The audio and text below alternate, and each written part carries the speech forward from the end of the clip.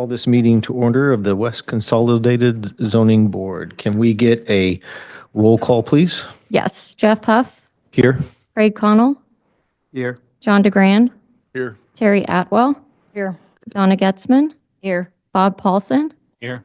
and Roger Spears. Here. You have a quorum, and I will proceed with the hybrid statement. This meeting is now being recorded in the board hearing room with zoning board members attending in person. There is also an option for virtual attendance on Zoom webinar. For Zoom participants wishing to speak, please use the raise hand function in the Zoom app at the start of the agenda item on which you desire to comment. Comments will be received from in-person attendees first, followed by Zoom participants. When it is your turn to speak, the moderator will recognize you by the name or phone number used to join the Zoom webinar, and your microphone will be unmuted. Please state your name and the city and state where you reside for the record, followed by your comments. All public speakers will be limited to 3 minutes unless the chair designates a different time period. If you are having trouble with Zoom, please call 913-715-9666. Board members, staff, and presenters, please state your name every time you begin talking, and please speak into the microphone so that your comments can be transcribed for the record. This is a public meeting. We are presenting live and recording the meeting. Thank you. All right, thank you very much. Just going to take care of a couple housekeeping things before we move on. This meeting may take a little while, so on the restroom side of it, these are under little construction here. So down on the second floor towards the north, are basically underneath us right here are where the restrooms are at, so you can access those. We are planning on about an hour and a half in. We will take a short break, and then we will resume after that for the restroom. On the presentations, we did mention that 3 minutes for individuals. If you're speaking for a group, if you could let us know on that, then we will provide additional time. If you can just let us know ahead of time if you have multiple people that you're speaking for. So we will adjust that and make sure that we give you the amount of time that you need to present. At this point, on the agenda items, is there anything that we need to add, delete, or revise, approve for the agenda? Other than what I just did, disclosure of conflicts of interest? Nope. And disclosure of external contacts or discussions? None. I'm seeing any on that side. We need to have a motion. It's actually the November 20th, 2024 minutes. We need to get approval of those. Roger Spears, I move that we approve the minutes of the November 20th, 2024 meeting. Paulson, I'll second that. Can we take a vote? Jeff Huff, Aye. Craig Connell, Yes. John DeGrand, Yes. Terry Atwell, Yes. Donna Getzman, Yes. Bob Paulson, Yes. and Roger Spears. Yes. Thank you. Motion passes. All right, very good. Thank you very much. We're going to have the board reports now. Jay is going to present those for us. Good morning, or good evening, Chair, members of the board. Jay Leipzig, the planning director. Just a couple of very short reports this evening. Since our last meeting, the Prairie Creek replat is due to come before the Board of County Commissioners at the first meeting in January. That's January 9th, 2025. You might recall that item was recommended for approval by this board at your November 20th meeting for that 4-lot replat. So that is the only item that I have to report on for the zoning Board of County Commissioners actions. The Planning Commission items, we had a meeting on November 26th that we had an update from Casey Digital Drive, which is Aaron Deacon, about the Johnson County Broadband Plan. There's an informational presentation before the Planning Commission on that item. And then we also received an additional update from Clarion Associates on our subdivision regulations. And that's the only item we had for the, we did have a training session with the Planning Commission as well as an overview of our development review process. Those are the only 3 things that we had on that agenda. All right, very good. Thank you very much. And so now we're ready for the move to the business before the board. Mr. Chair, one other item on the subdivision regulation, just a quick update on that. Clarion and Associates has provided updates to both zoning boards. Last week, they did have a series of stakeholder meetings about our subdivision regulations and the development of those. The next step will be actually drafting the document, so they're going to begin that beginning this next year. We'll have a series of public information meetings as well as we move forward with that project. But thank you, Chair. Thank you very much.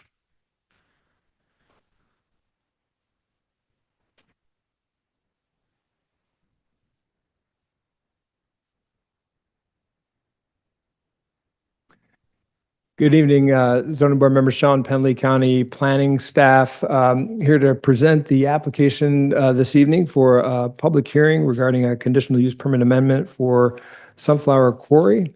I'll get the presentation loaded up here.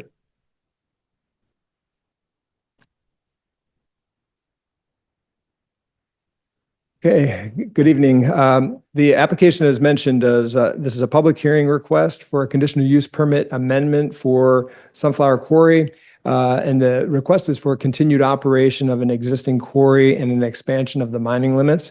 The applicant is Martin Marietta of Kansas City. And the proposed uses with this application are continued rock quarrying, mining, blasting, rock crushing, rock sales, and an option for a future concrete plant. This property, I'll show some maps here in just a minute, but the property still remains the same as was previously approved in 2020 for the conditional use permit. The total property limits is 885 acres of land area that's leased property. Martin Marietta has leased agreement with various property owners. The actual mining limits are 353 acres. That's what has been approved to date for the quarrying operations. And with this application, Martin Marietta is requesting an expansion of that quarry limits for an additional 40.5 acres for a total mining limits of 393.5 acres. So this is the vicinity map of the property mentioned. This is the leased property that's outlined in red here for Martin Marietta. This is the 885 acre parcel properties. There's numerous parcels within this area. But as you can see here, the property is located south of 95th Street, west of Kill Creek Road, and north of 111th Street. The Panasonic battery plant is located to the west of the site, the former Sunflower Army ammunition plant.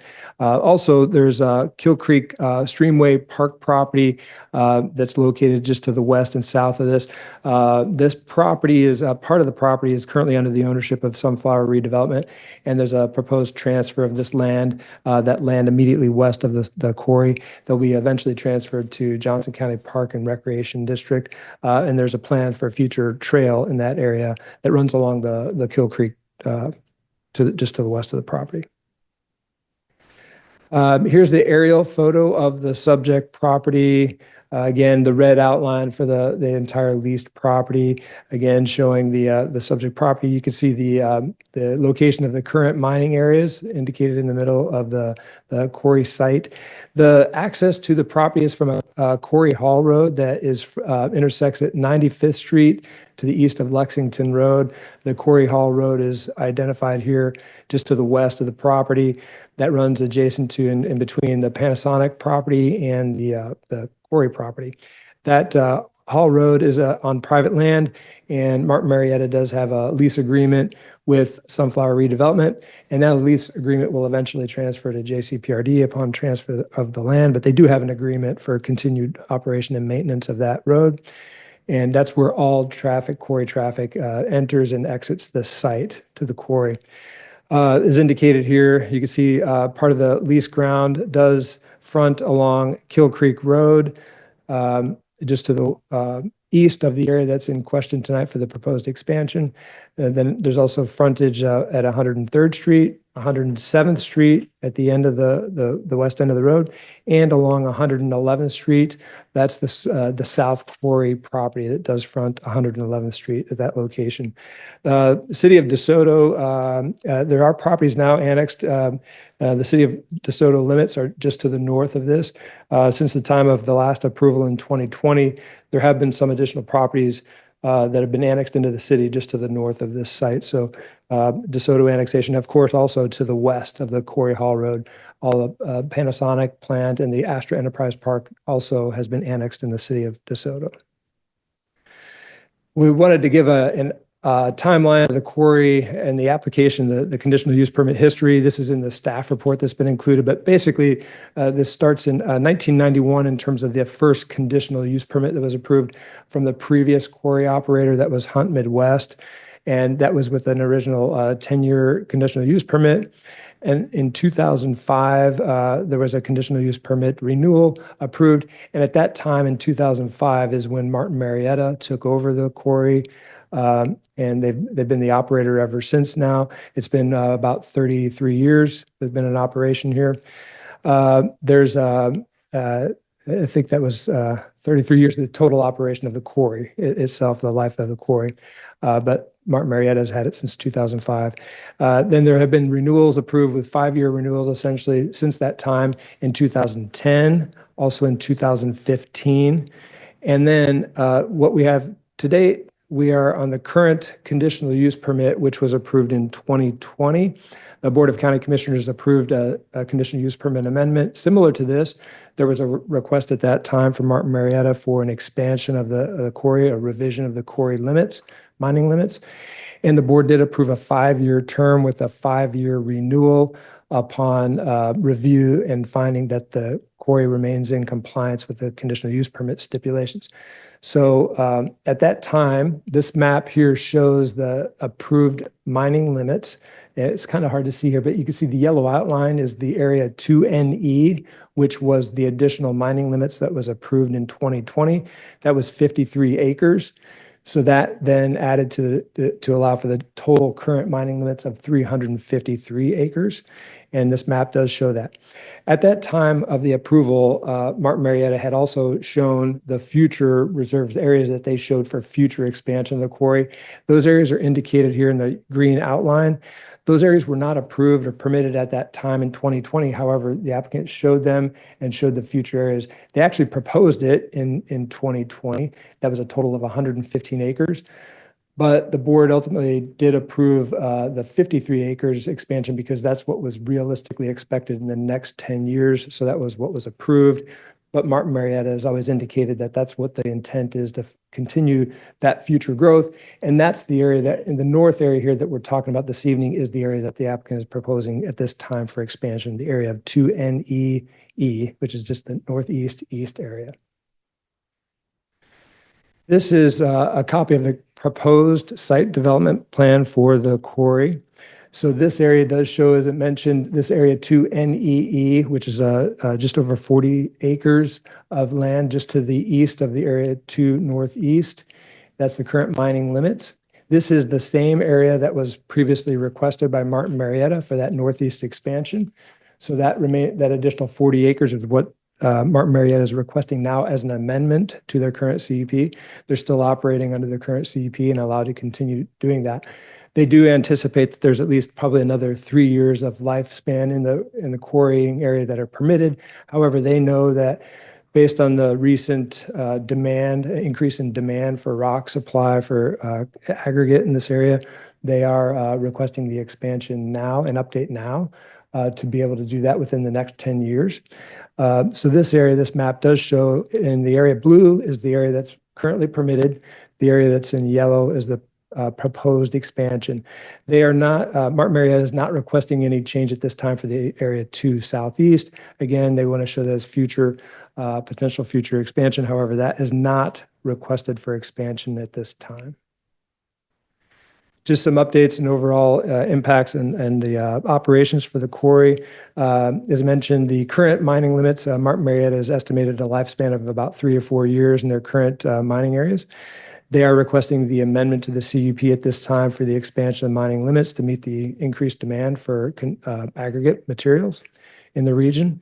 In this area 2NEE will have an expected lifespan up to 10 years. That's why Martin Marietta is requesting a term of 10 years for this current CUP proposal. This is a table that's included in the staff report that gives kind of some overall limits and property area of the quarry since 1991, showing the total leased area and the mining limits. Basically, it's always stayed the same with the exception of 1991. It did increase about 100 acres, but since that time, the total leased area has been the same. And the mining area has been roughly the same with some minor changes. As you can see over the last 20 years, they've basically been increasing the mining limits to what is now a proposed total of 393.5 acres and a buffer area of 491.5 acres. So the remaining area that's outside of the mining limits is required to remain as buffer area. And that's all a part of the conditional use permit stipulations. That's included as one of the stipulations. And until such time as there is any amendment to change this, that's what the way it would remain. There's a limit on the mining area, and then there's a limit on the buffer area surrounding the quarry. Martin Marietta did hold an open house meeting for the proposed conditional use permit application. They also hold an annual open house meeting at the quarry. And this year, on September 28th, they provided notice to all the property owners within the 1,000-foot notice area, inviting them to this open house meeting. And they had some discussion regarding the proposed conditional use permit amendment. There is a meeting summary included in the packet, along with some questions from neighbors and responses from Martin Marietta. Staff has also received emails and some information from the public regarding this application, and that has been included in your packet. We're not aware of any new information that's been submitted since the time the packet went out, but obviously there's a number of people here this evening that would like to speak regarding this application. And those emails and information are included in your packet, and you notice that there are some concerns regarding the application. And there's at least one group of neighbors that do have a presentation that they would like to make following the applicant presentation. So some additional information for the quarry operations.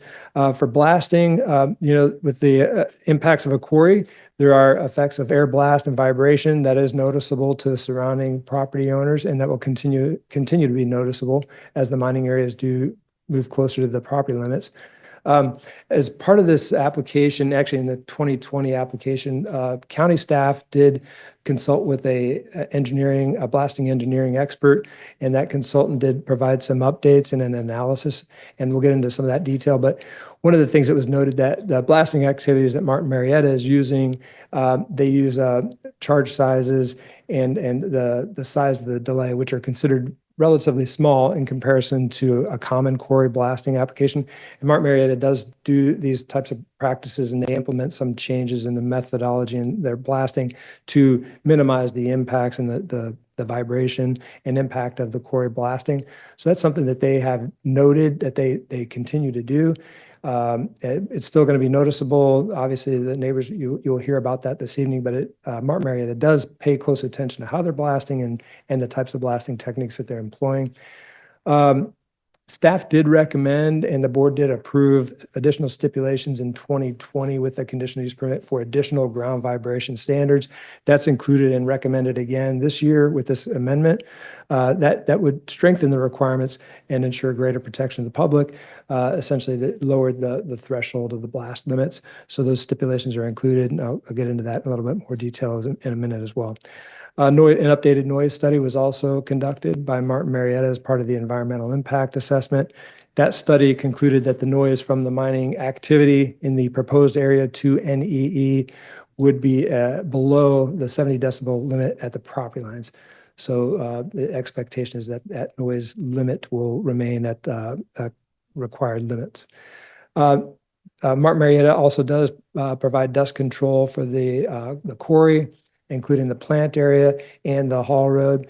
Johnson County Environmental Department does do regular inspections. They do annual inspections of the rock crushing facilities at the Sunflower Quarry. And Martin Marietta has demonstrated compliance with all those requirements, and they have passed those annual inspections during the time of this conditional use permit. Fugitive dust is what is considered the dust from related activities such as the trucks that use the haul road. That dust, Martin Marietta does apply a dust palliative to the haul road at least 6 times a year to minimize dust impact off-site. And they also provide watering and chemical application on their plant area and the internal roads within the quarry to minimize dust for the surrounding properties. Those are also included as stipulations in the conditional use permit. As I mentioned, in 2019, county staff did hire a consultant, an independent third-party consultant, Keystone Engineering, to do an analysis of the blasting operation at the Sunflower Quarry. That the recommendations, they had several recommendations that were included in the conditional use permit, and staff is recommending the same stipulations with this amendment. But it was noted that all blast vibrations complied with the Kansas Fire Marshal limits for peak particle velocity. That's a measure of the impact of the vibration for the blast. And all those values were below the Johnson County limit and below the conditional use permit limit. Also, the blasts were at or below 129 decibels. This is the air blast, the sound effect of the quarry blast, and that is below the limits established by the county building code of regulations and the state fire marshal regulations limit of 133 decibels. So staff also required the applicant to provide an update and a log of all blast operations during the conditional use permit term. And so for the last 4 years, as measured, all of the blasts have been below the limits that were established in the Johnson County regulations, as noted here. And they were all the air blast limits were at or below 131 decibels, again, below the code of regulations limit of 133 decibels. Martin Marietta has recently increased the number of blasts from the time of the original 2020 conditional use permit. They were averaging about 70 shots per year at that time.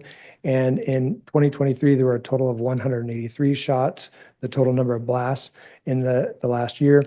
That recent increase in blasting is related to the increase in demand for rock in this area.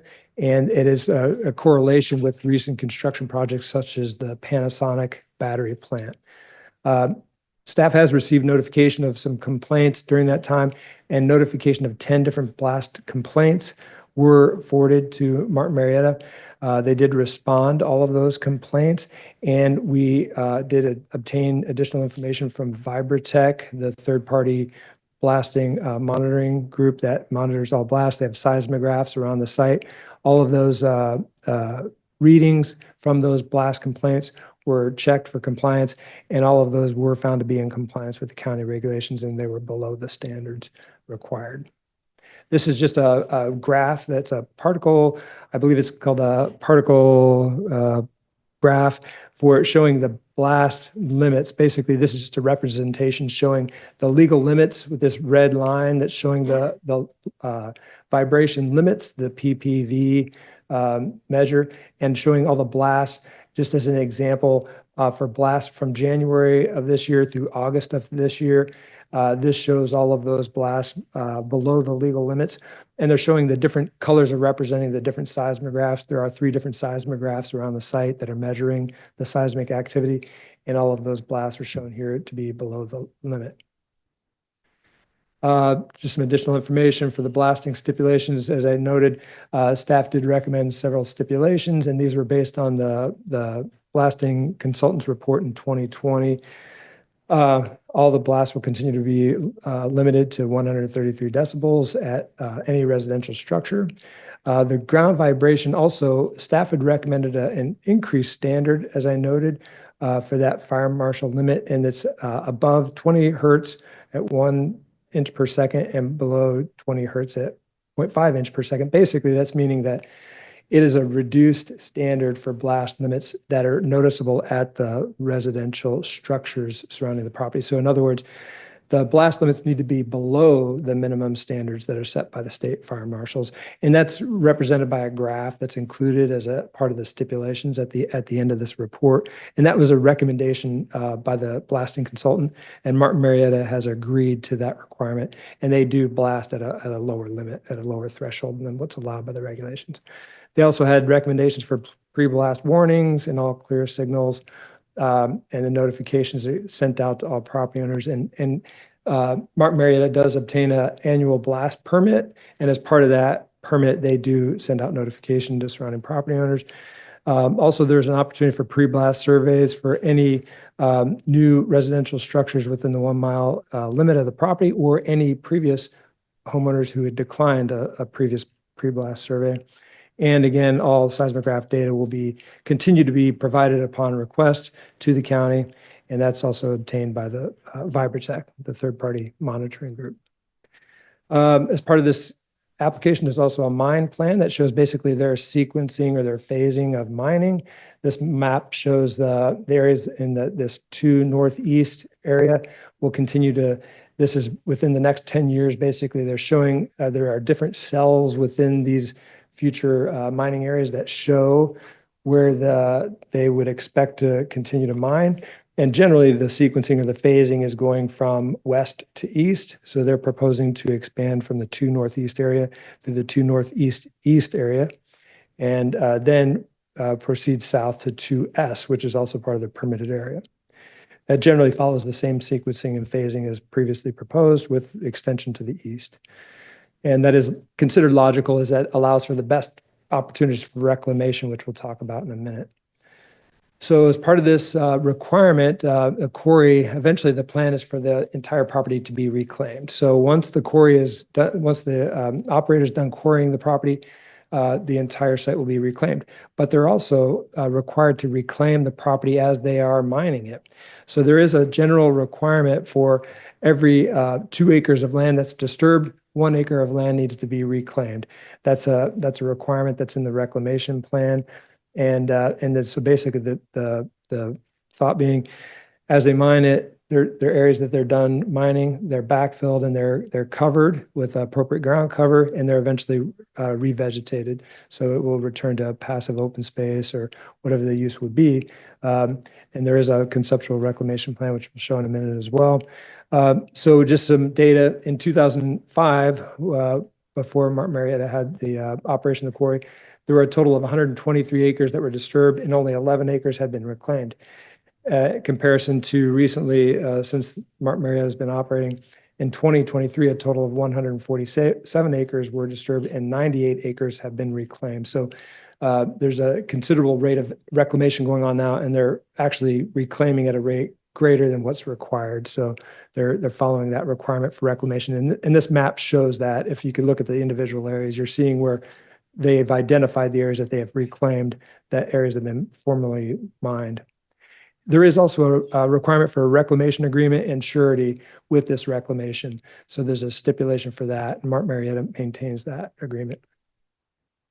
There's plans for buffer and screening. So as part of the conditions for the conditional use permit, they're required to screen the quarry areas, and they're showing that with this buffer plan here. They're showing berms and additional trees to be planted around the 2 northeast east area, and of course, preserving all existing trees on the north and east of that future quarry area. That's identified in their buffer plan. So as mentioned, that's a conditional use permit requirement. That's in Article 23 of the zoning regulations, that these types of uses are required to be screened with methods including landscaping or berming. And that's what the applicant is showing here. In both cases, they're providing additional berms around the proposed mining area and providing additional trees in addition to preserving trees. So with that combination of berms and existing and proposed trees, the applicant is providing adequate screening for the quarry area in accordance with the regulations. One of the things that we look at as a requirement are setbacks from quarry limits and from any residential property lines and any dwellings.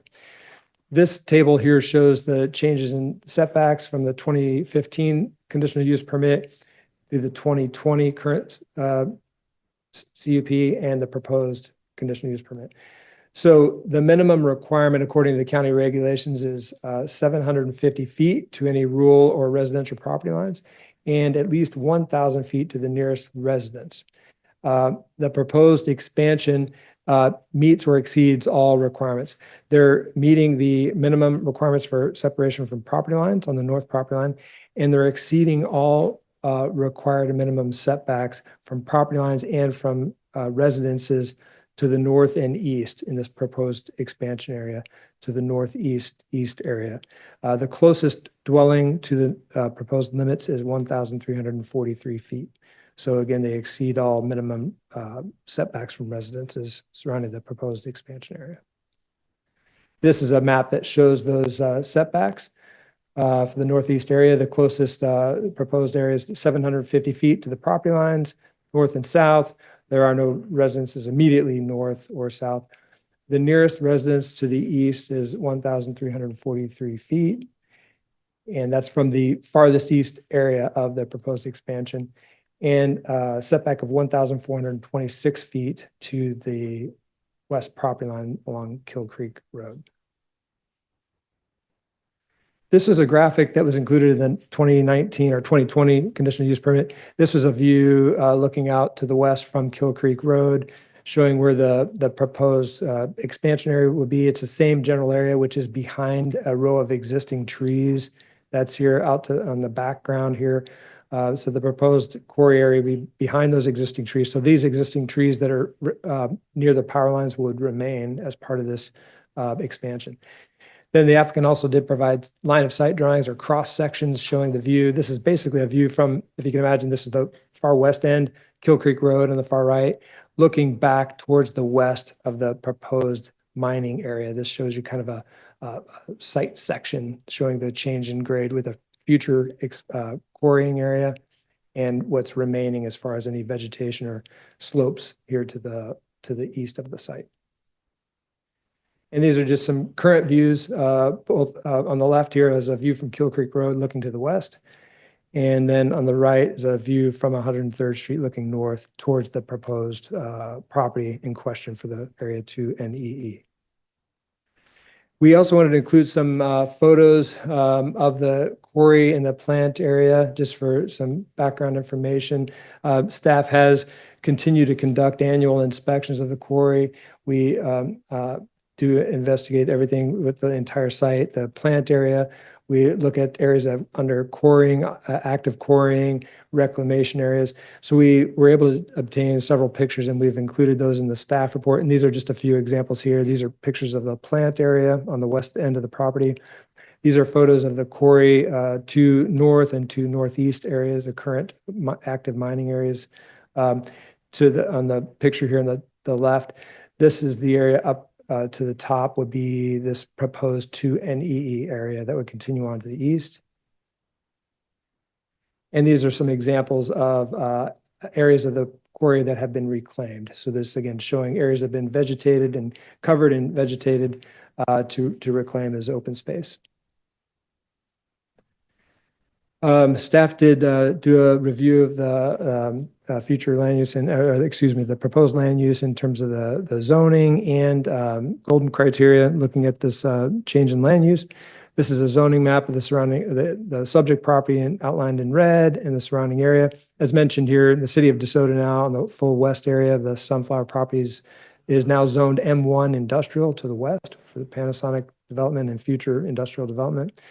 The remaining ground to the south and east and immediately north is still rural zoning, but some of those properties to the north have been annexed in the city of DeSoto, immediately north of the subject property. But majority of properties surrounding this are still rural and residential, very low density residential. So staff did do a thorough review of the golden criteria for this proposed change in land use. So staff did look at the expansions and whether or not it would be consistent with the zoning and uses of nearby properties. So the proposed mine limits do meet or exceed all minimum required setbacks, as noted previously. There will be some existing trees and proposed trees added around to serve as buffers around the proposed expansion. And based on this review and all the other factors noted in the staff report, the proposed additional mining limits and quarry areas are found to be consistent with the surrounding zoning and existing land uses. Whether the use would be of the existing quarry as an expansion would be compatible with the character of the neighborhood. This quarry has been in operation for 33 years.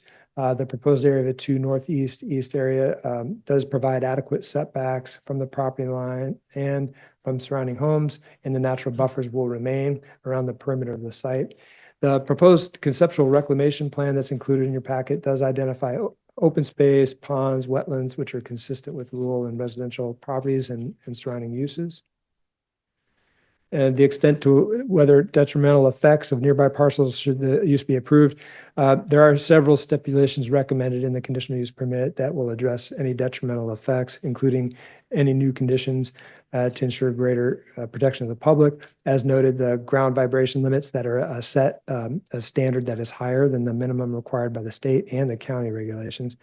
There are noise limits for blasting, for the mining operations and for blasting, and hours of operation for the plant area and blasting. And the applicant does provide dust control for the access haul roads and watering on site. So for the staff conclusions and our recommendations, staff does conclude that the continuation of the existing rock quarry operation and proposed expansion of the mining limits follows county regulations for buffering, provided both by distance and by screening with berms and landscaping. The applicant has agreed to all stipulations, including blast warnings, vibration standards that follow the strict standards that meet or exceed county and state regulations. Staff continues to recommend an annual inspection of the quarry to check for compliance with all approved conditional use permit stipulations.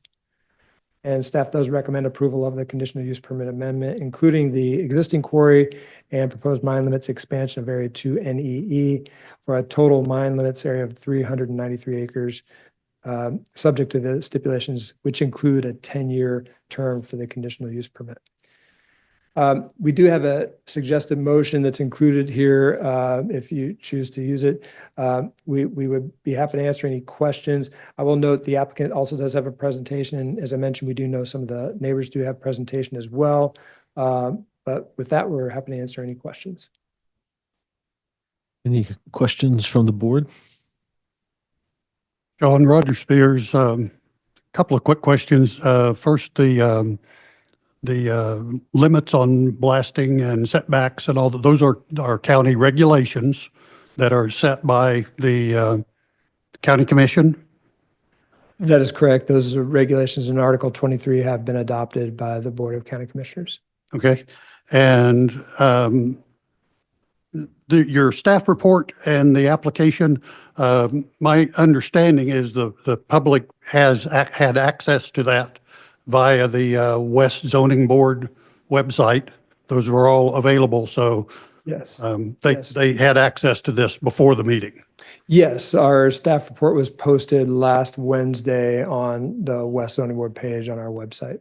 And we do have, if anybody is looking for a copy of the recommendations or staff report, we do have QR codes that are on the room that anyone could look up. But yes, that is currently posted on the West Zoning Board page. Thank you.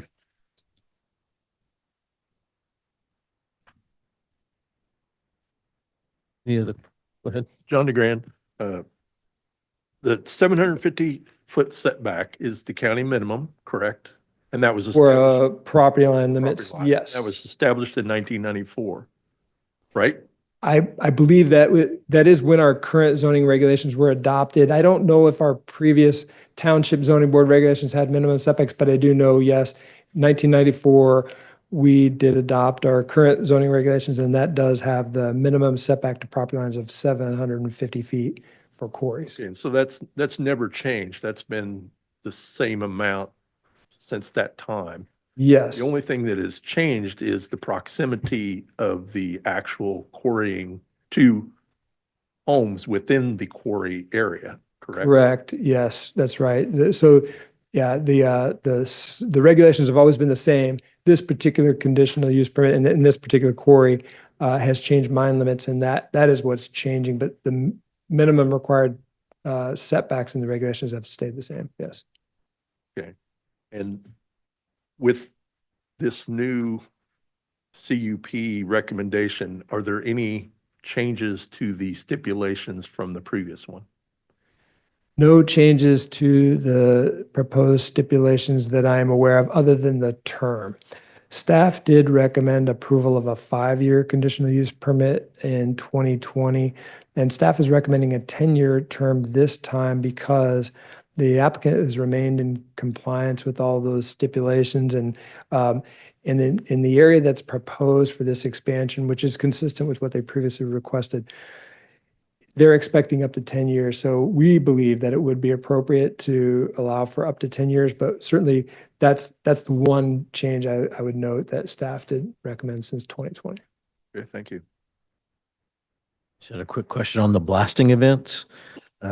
Looks like you said that some of those levels were coming down. Is that because it's expanding and getting closer to properties, or is it just better technology, or is that something for Well, the presenter? so there's two parts of that, and I will certainly let Mark Marietta has several representatives here tonight that can answer this question better than I could. They have increased the frequency, the number of blasts. Their blast levels have generally remained the same, but they have lowered them over the past, I think, 5 years because of some changes in blasting practices, from what I understand. And our consultant looked at this. They did provide, relatively, they're meeting those thresholds or below the thresholds because of, I think, some of the things that they were doing in terms of blast practices. But the number of and the frequency of blasts has gone up since the Yeah, last. I saw that if I did the math right, it's about 38% from 2020 to 2023. And if it followed that 38% to 2026, it would go from potentially, this is estimation, and I don't know if this is accurate or not, but go up to like 252 around in 2026 if they follow that percentage.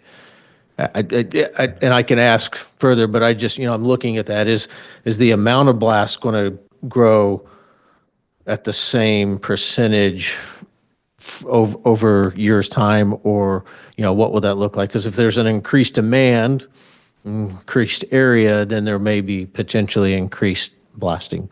So, but I'll save that question for later. That would be a perfect question for the applicant, because I certainly couldn't answer that as to what they intend with their estimating. But, and I will tell you, just as they do with their rock sales and the rock production, it's market driven. It's just depending on the demand for that rock. That also correlates to how often they need to blast.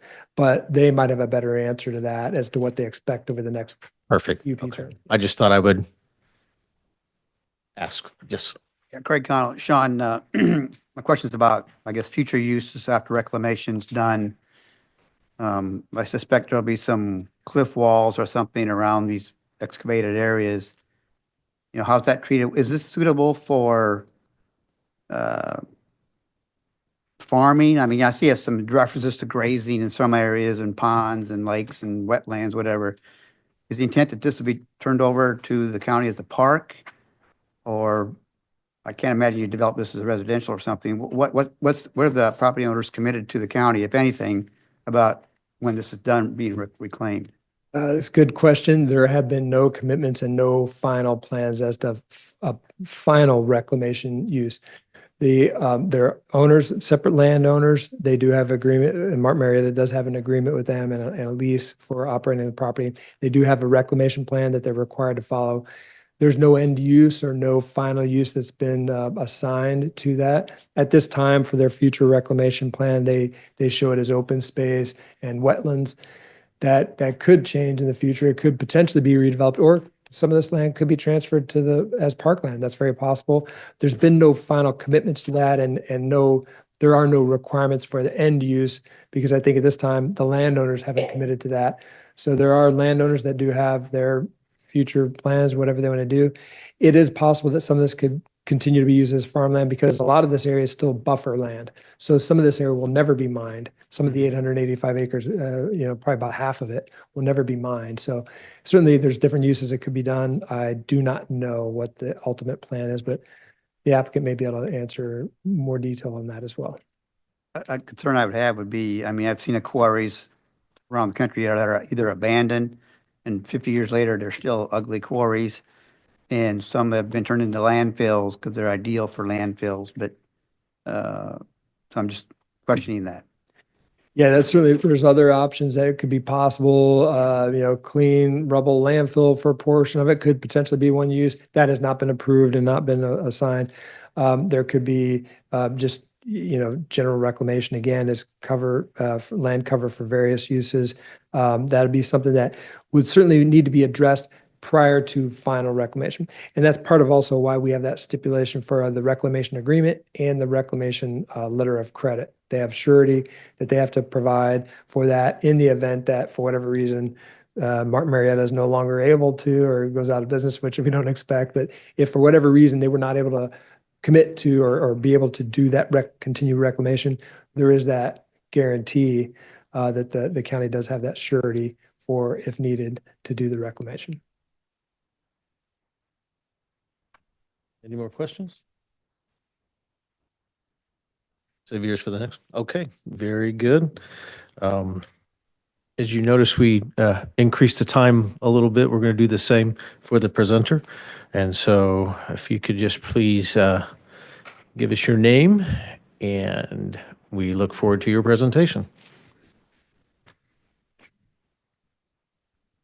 Thank you, Mr. Chairman and members of the commission. Greg Musil with the Rouse Fretz Law Firm, 5250 West 116th Place in Leawood, 66211. This is deja vu, I think, for everybody on this side of the dais, because most of these folks were here as neighbors or as part of Martin Marietta's effort in 2019 and 2020 when the last CUP was approved. The difference is your membership, the fact that we have it on Zoom, and that I'm the only one wearing a tie. Those are differences from the pre-COVID era. Thank you, and I want to thank your staff. They did the heavy lifting on this, because if you've seen the packet, the environmental impact statement alone was hundreds of pages, and they've gone through a lot of information, which is required when you're going through this at the 5-year review, and which is part of the reason we have asked to have a 10-year term, and staff has agreed. It is a major effort to go through this and to present this information. I want to go on a couple of key points, and Sean covered it. I never know what Sean's going to show for sure, so I've got a lot of stuff I'm going to flip through quickly in my presentation because you've seen most of the maps. But some key points here are that the renewal will simply expand the existing mining limits so that we can meet another 10 years worth of demand in Johnson County. We're ahead of the demand schedule we thought in 2020, which is a good thing because it shows that there's economic development and economic activity. The aggregate here is crushed limestone, which is used for roads and building sites and other uses like that. And we've had a lot of that since 2020. And we think we're going to run out of current mining limits in 2027. It also takes some years to get ready, some time to get ready to mine the next section that we've asked for, 2 northeast east, because you have to remove the overburden, the soil on top, part of that to build more berms, and then also to get to the limestone that is unique to this area and is very high quality, and that's why the demand has been high for it. The county in 2020, we asked for this 2 northeast east section, and the suggestion was just ask for what you think you can use in 10 years. So we showed that as reserves, but we said, okay, we will not include that in that first CUP. I think we're pleased that we're ahead of schedule because it's an important indication of the economic activity in the county. One of the things with respect to your question, Mr. Chair, about the number of blasts, in 2016, the number of blasts per year was 194. So more than we had last year. It's partly because of blasting techniques, and we are nearly maxed out. So the notion that I understand your logic to go, if you keep increasing the number of blasts, you might get to in the 200s. That's really not realistically possible. The one thing I did want to do before I did anything else was introduce our team. So we have here Martijn Bernard with Martin Marietta. Martin is a land manager. James Nicholson is the environmental manager. Matt Rosenthal is the vice president and general manager of the Missouri Valley District. Tracy Yeager, Greg Connor, Adam Jenkins is the plant manager at the site. They're over on the far right. Jessica Long, our in-house blasting person. And we have Bobby from Vibratech, there are seismographs on the site in several places, and they're on the maps. They're kind of hard to see when you're 8.5 by 11 that measure each blast. And that's where Sean got his data that said you're below the vibrations that are allowed. And also from a noise standpoint, you're below the noise that you're allowed. I want to emphasize something that Sean pointed out, but it's important for us. These regulations, these restrictions are stricter. We're under we're more heavily regulated. We're under the requirements for Kansas, the Kansas Fire Marshal, and the Johnson County regulations. So we have accepted those stricter standards on this quarry than you would see in other quarries likely in the area.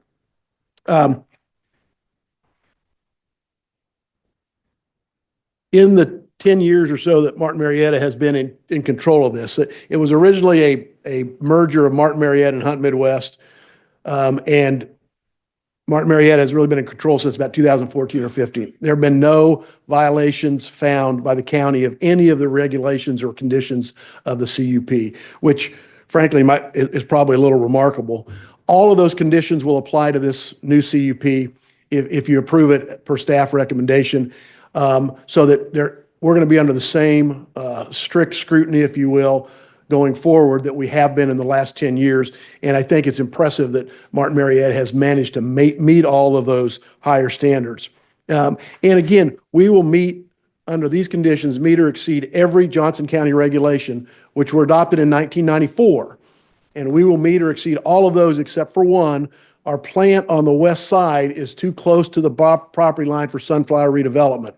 But that is sunflower redevelopment. It's always been there. It's in the best location, and it's never been an issue. But everything else on setbacks, blasting limits, vibration limits, fugitive dust, all of those other things, we will meet or exceed the county standards. I'll skip through some of these slides. We've got some history here. Sean showed the distance to existing residences, which is something we're careful about. I think the strict standards we're under show that we're trying to be responsive to the homes that are out there. There are more homes there now than were there in 1991 as people move out and want acreage. And we're trying to find that balance. And I know that's what you're trying to do. And I think that's what the Board of County Commissioners did in the regulations. Martin Marietta Materials, it's a significant company. It's a quality company. I kind of highlighted here since we have been in control of the operations, we have managed it in a very high quality manner. We service the construction business in a large area, but primarily Johnson County. The Gateway project at 435 and K10 was we were a major contributor to the aggregate for that, for instance. Why now? I think we've talked about that. We need to get going so we have something to mine in 2028. 44 conditions in 2020. We haven't ever violated any of those. We accept all of the staff conditions that are proposed now. There is some additional things like we know that sunflower redevelopment is going to transfer to the Parks Department, that area where our haul road is. So we will have to change the lease to lease it from the county instead of leasing it from sunflower redevelopment. But nothing material to the restrictions that we're under will change. We try to have good neighbor efforts. We have an annual open house. I think our team out here can talk about responding to individual concerns that are raised by neighbors, in addition to responding to anything that the county staff raises for us. We've tried to address noise, the haul routes. As you looked on the map, when you leave the haul route and hit 95th Street, the only way a truck can go is left and west to go over to Lexington Avenue. Before the Panasonic plant, almost all of them went north onto K10 one way or the other. Now, some during that time have gone south because they've served the Panasonic plant. But they do not go by any residential occupied homes when they go west on 95th Street. We're proud, and I'll run through some reclamation things because it was way behind, and I will tell you that sometimes you don't like to admit it. In 2004 and 2005, these folks were here angry with good reason because of some of the actions of Hunt Midwest when they were running this. Those have been cleaned up. One of them was they were way behind on reclamation, and we are now ahead on reclamation, which is a good thing for everybody. The reclamation, ultimately, we don't know because we don't own the property. The landowners will determine what they want to use the property. What we know is we have to use every bit of overburden that we take and put it back on a reclamation area. And because we take rock out, we know at the end of the day, there's going to be places where you can't fill it in. So those are the wetlands that you see on there. And I think it's important that you have the surety, you have the money. If Martin Marietta doesn't do it, the county goes out and finishes that. So we don't have the abandoned quarries that I grew up with and maybe you grew up with, where they were places where there might be parties once in a while. You've seen the boundaries. And again, all we're talking about is this area right here, the 2 northeast east. The red area here is important because that shows what the county regulations, that's the setbacks that the county regulations have established since 1994. And even with this extension, and I know the neighbors are going to talk to you about their concerns that we're getting closer to the property boundaries and therefore closer to some occupied residences, where we're still well over any of the county minimums, which is important. And this red area shows you what the county minimums are, with the pink area showing you where we're actually going to be if you accept staff's recommendation. Kind of comparison between 2020 and what we're asking for today.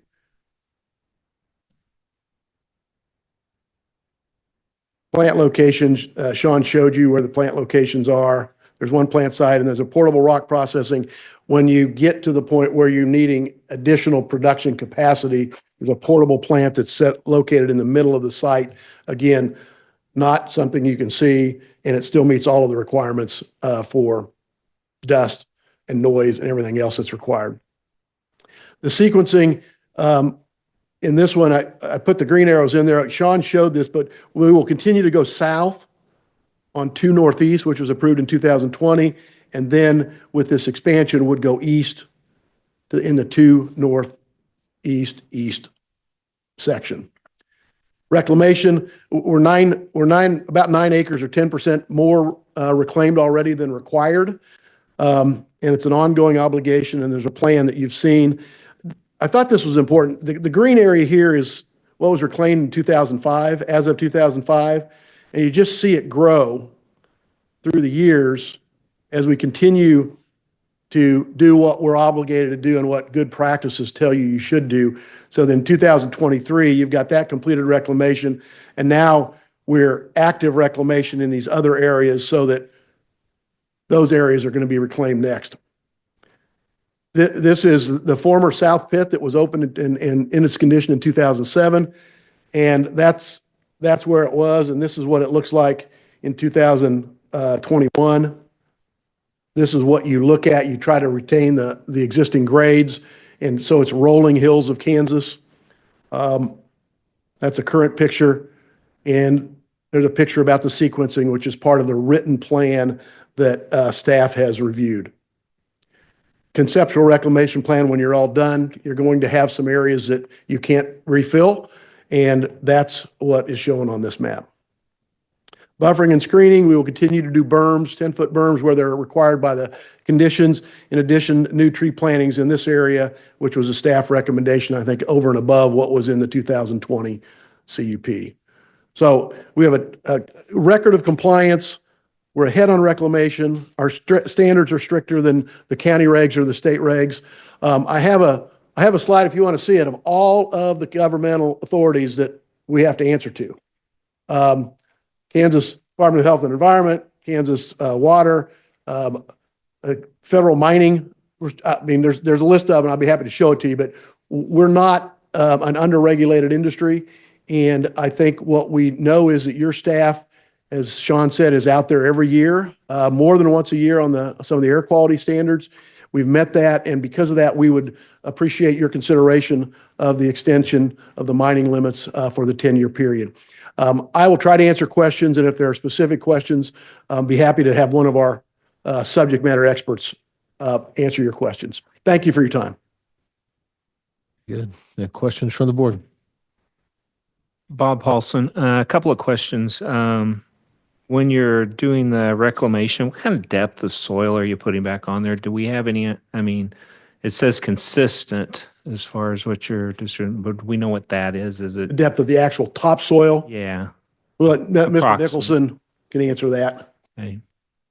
Give your name. Give your name. I'm James Nicholson, Martin Marietta, Manager of Environmental Services. So we put back about 9 inches of topsoil. A lot of that area out there had no topsoil on it, so we've averaged, based looking at the thickness of the topsoil maps, and taking the entire area that we're forecasted to affect. If we put 8.5 inches of topsoil back, that should get us topsoil on everything that we need to reclaim that's not proposed to be wetlands or water. Thank you. And then the other question I have is more in the blasting area. Okay. If you want to go to somebody else on that. You can ask your question and then we'll see who we want. Okay, so it's frequency. Now, I hear the number of blasts have gone up this year, but not as high as it has in previous. Is that typically like one a day, ever so many days, or is it, do you do a whole bunch in a day and then you stop for weeks? That's kind of how it's.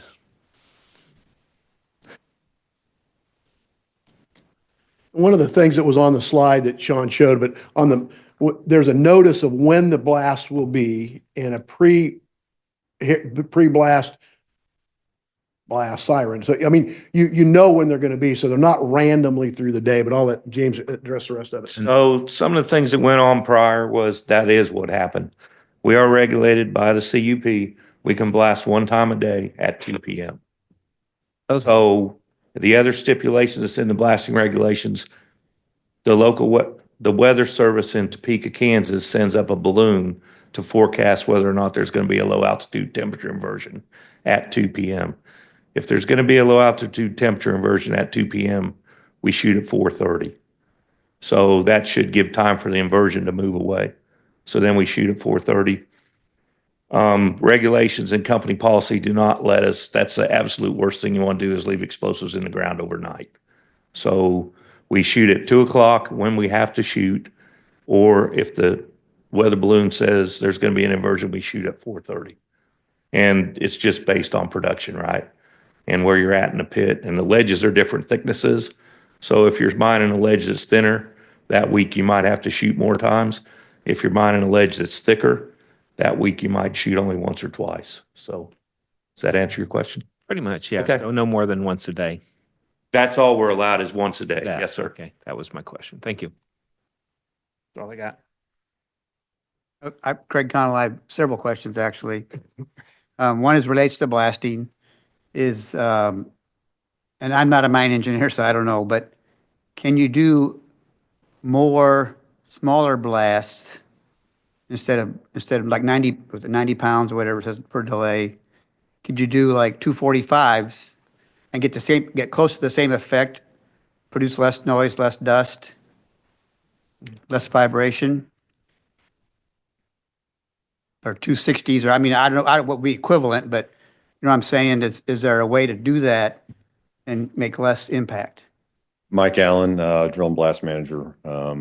So for the height of ledges we're doing and the small diameters that we're talking, realistically, to some degree, yes, but not a lot. And if you look in the Keystone engineering report from 2020, when they evaluated it, they, basically he states that compared to the quarrying industry as a whole in the United States, we're using smaller diameter holes than normal, and the 90 and 140 limits is unheard of. I mean, I can say from across the company, which is a lot of sites that shoot, this is the most heavily regulated blasting site that we have. And there's no other site that has anything near that kind of 90-pound limit. So really that's about as good as you can go when it's that low. Okay, well, I'm anticipating some comments from neighbors that aren't going to be very favorable. So your answer didn't really answer my question. Can you do smaller, bigger, more number of smaller blasts and get the same effect? So you could do smaller shots, which would just mean more shots. So to your question, a shot's going to go up. So and if we go back to 5, 6, 7 years ago, when our shot number was the higher number, whatever, I don't remember what year you mentioned. At that point in time, we were shooting smaller shots, which means you shoot every single day. And so, it's one or the other. We either shoot, bigger shots with relatively the same actual strength of shot, but usually the duration of the shot will be longer, or you shoot smaller shots, which will have roughly the same strength, but shorter duration. And in terms of duration for the shot, we're talking, 1 to 2 seconds is the length of a shot. And so you can shoot, 2 times a week with a total of 4 seconds, or you can shoot 5 times a week with a total of 4 seconds. It's just however you break it up. And so our belief and logic is that the less shots we can do, the better off we are, and the better off we are for the neighbors. Because in terms of strength, it's going to be roughly the same. It's just the number of times that you're going to be perceiving it. Okay, my next question is dust control. So I've read some comments from some of the neighbors about fine dust floating over their homes and stuff. I live about 2 miles as a crow flies from a quarry in Douglas County, and I have fine dust on my house, and I'm sure when it winds out of the southwest, that's where it's coming from. Can you not spray the face of a rock wall or from the tops or something to help control that fine dust when an explosion does occur? Or do you already do that? Or, I mean, where does this fine dust come from that can't be controlled? I'll let environmental talk about on the dust side, but I would say I'm not aware of anyone in the US that is spraying shots with water prior to shooting. I can't speak to whether that would make a substantial impact or not. I can't say. Okay. Ground vibration. Well, let me go back and read this quote here real quick in one of your reports here.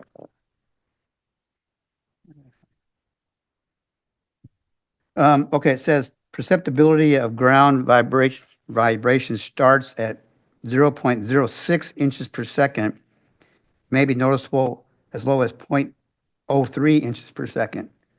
So, but the limits I see from the county are like 0.5 inches per second, which is like 10 times these perceptible, noticeable levels. So what does 10 times feel like? So the standards are written to protect structures. I mean, that's, through research over the years, the U.S. Bureau of Mines, the Office of Surface Mining, the government did studies to determine what, residential structures, many different types of structures could withstand and not see minimal cosmetic damage. And that's where the standards were written. And so, as you said, perception level is far lower than that. It's subjective from one person to the next as to what that perception level would be. I would say, strength it's gonna, perception is gonna amplify with the strength of the reading, I guess, to answer your question. Okay. I think that's the only questions for now. Yes, have a question? Appreciate the opportunity to respond to some of the comments, and you may have further questions after the public has had a chance to hear from our neighbors. Thank you. Thank you. Thank you.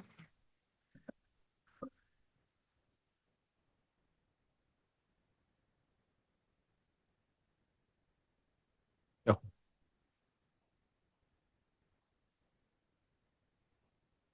Okay. Okay. All right. So what we're going to do is we're going to do the public comments. We are going to do 3 minutes or less per individual. If you are speaking for a group, if you just let us know ahead of time, we will adjust the time and increase that. Try to keep it at 10 minutes. But we do want to hear from you. You're here. We want to hear what you have to say. So whenever you get up, if you could give us your name, address, and that way we know, be able to notate that. But we will appreciate any public comments at this time.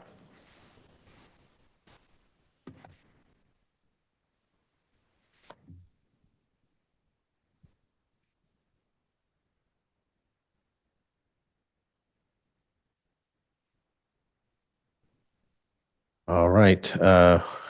We have Bobby is up first.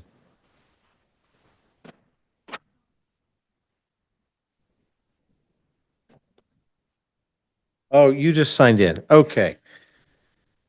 There we go. Well, how about Vaughn? Is Vaughn here and want to make a public comment? Dawn. There you go.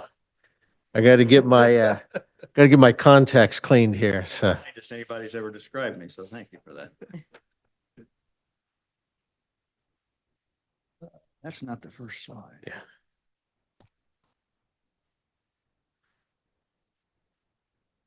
And it's Flaspolar, is that correct? That's correct. My name is Don Flaspolar. I live at 32620 West 111th Street, Olathe, Kansas, 66061. I'm here tonight to speak for four of my neighbors. Let's see, they all reside on 111th Street. They're direct neighbors of mine. I want to start by thanking the county for the courtesy they've shown me in the last few days and weeks. I really want to thank the zoning board. You guys, this is not a high-paying job, and you're here away from your families. We as neighbors appreciate you taking the time to help us kind of weave through this. I might get some stuff thrown at me from the back, but I also want to thank Martin Marietta. You stole my thunder, Mr. Musil, to a certain extent, because these guys took over at a very, very difficult time for the neighbors. It was very antagonistic. They have come in and applied, I think, some sanity to what they've already talked about. However, we do have some concerns. We would, I guess more than anything, when I start, I want to say we want the current, the original current setbacks enforced. And I'm going to go into that a little bit later. But the main thing I want to say is I don't blame the corporation for wanting to increase their mining area. They're in business. They have stakeholders. They have shareholders that they have to answer to. The Board of County Commissioners also has some shareholders, and that's us.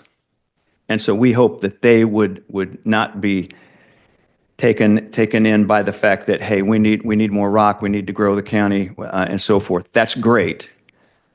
But I hope that they have the same care and concern for us as shareholders as they do with their stakeholders, okay?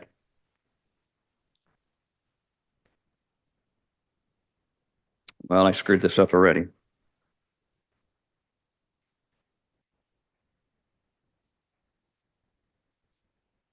When I click it at home,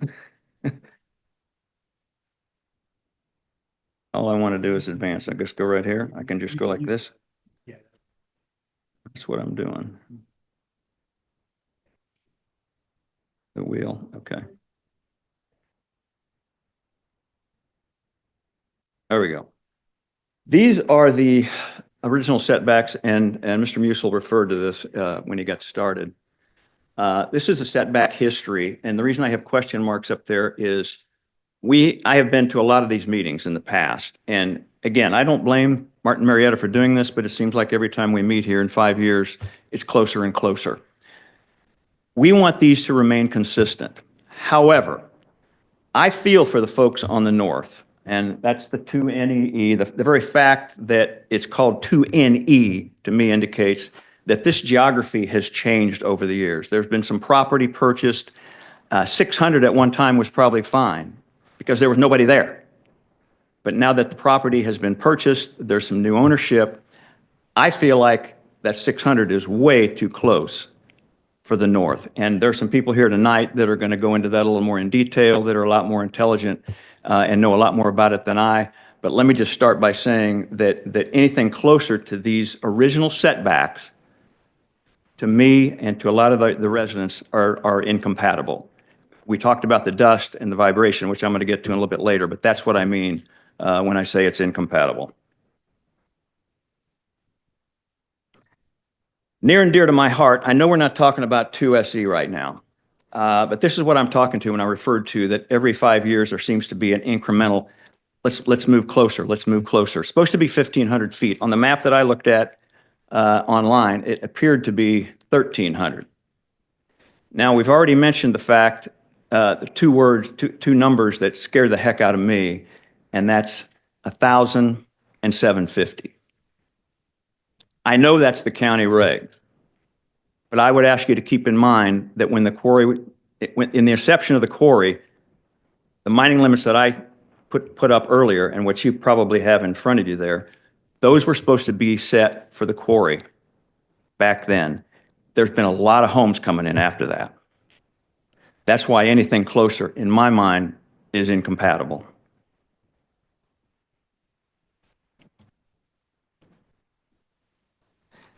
I'm going to show you a lot of slides here tonight that refer to actual meeting notes when they took place, statements that were made that we've heard for a number of years, that we're hoping that you take into consideration and that the BOCC takes into consideration when you consider this or any future actions taken to move mining limits closer. This is taken from page 9 of the planning report dated back in '04. It is anticipated that these effects are not likely to increase, and it goes into the mining limits. So homeowners, people that came in here to buy property, this is what they researched. This is what they said, okay, well, let me see. I'm going to come in on the south or the east. This is what I guess I can live with that. This is what we're concerned about, that we don't want these targets to change. We don't want this to be a moving target, these setbacks. That's all we're asking, except for the north. Why the north? I live on the north side of 111th Street. To your point, it was a gravel road when I moved in. When the UPS truck came down, when the FedEx truck came down, when the school bus came down, let me tell you something. If we were out on the front porch, we went inside. The south wind and the west wind is nothing to be bickered with. Trust me. Anybody that lives like I do on the north side of a gravel road, they've since put in a chip seal.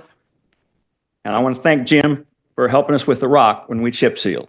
Martin Marietta came forward and helped us with that, and I appreciate that. Before that, it was a nightmare.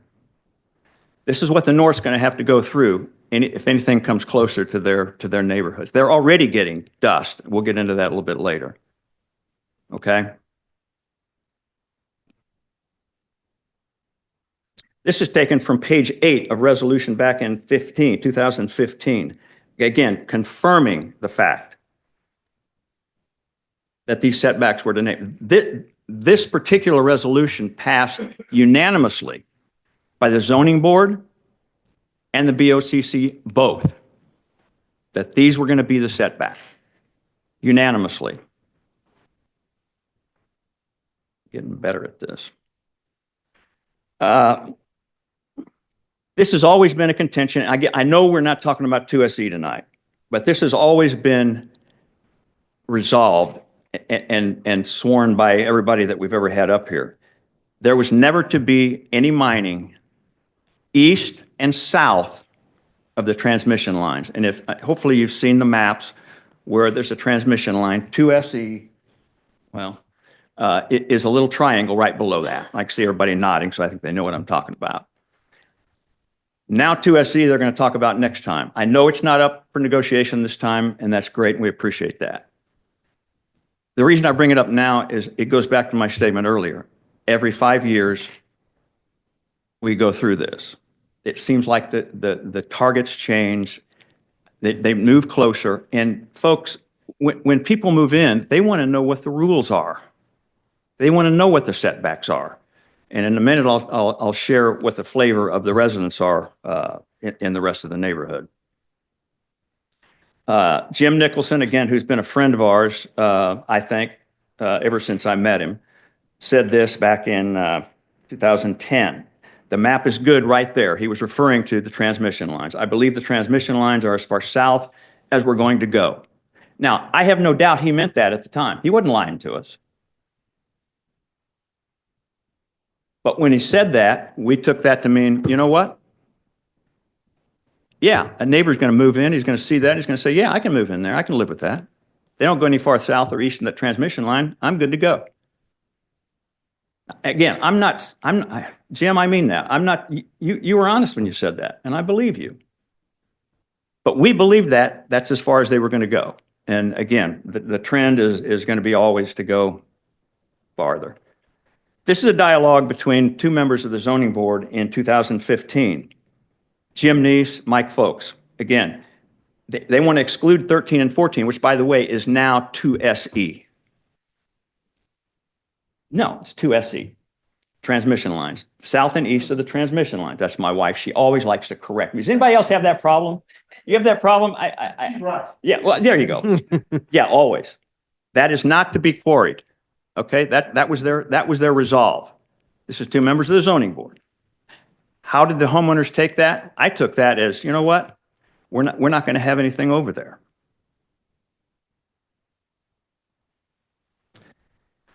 We've talked about this already.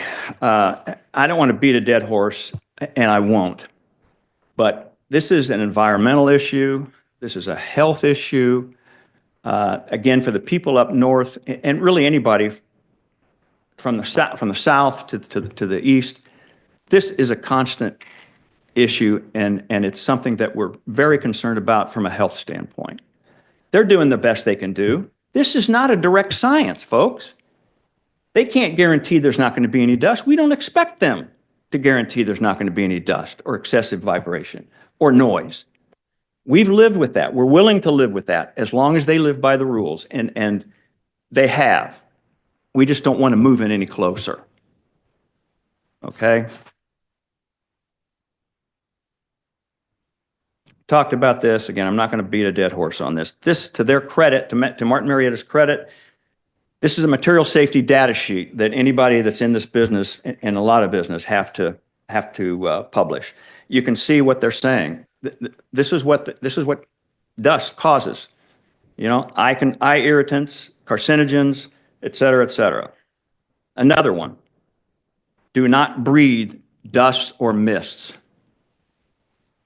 Do not breathe dust or mist. That's in 2018. They published that, to their credit.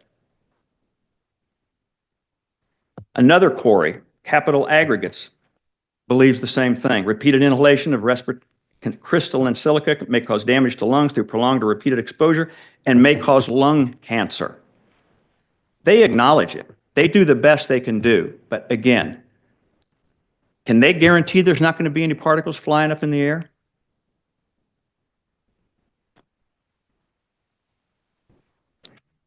They hired Jim, an independent person that came in, Jim Kuipers. I think you might have already mentioned it. This was his quote. Nuisance dust, which is defined as low toxicity dust, have been proven to cause, I can't even pronounce the damn thing, pneumococcosis, chronic obstructive pulmonary disease, COPD, and other malignant respiratory diseases. This is an independent guy hired by the county.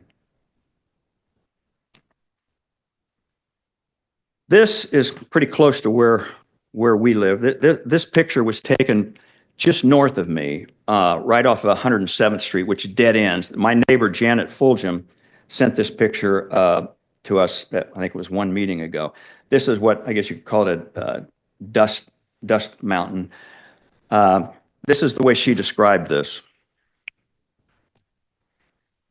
For me personally, at 107th, I'm concerned about health issues. The very first time I stood outside on a Saturday and felt an explosion that I felt was significant, I literally watched a dust cloud come out of that hole, come over the tree line that lines the bridle path of my property, cover my horses to the point where I could not see them clearly, to your point, cover me because of the wind, cover my house, and then lay in the hayfield.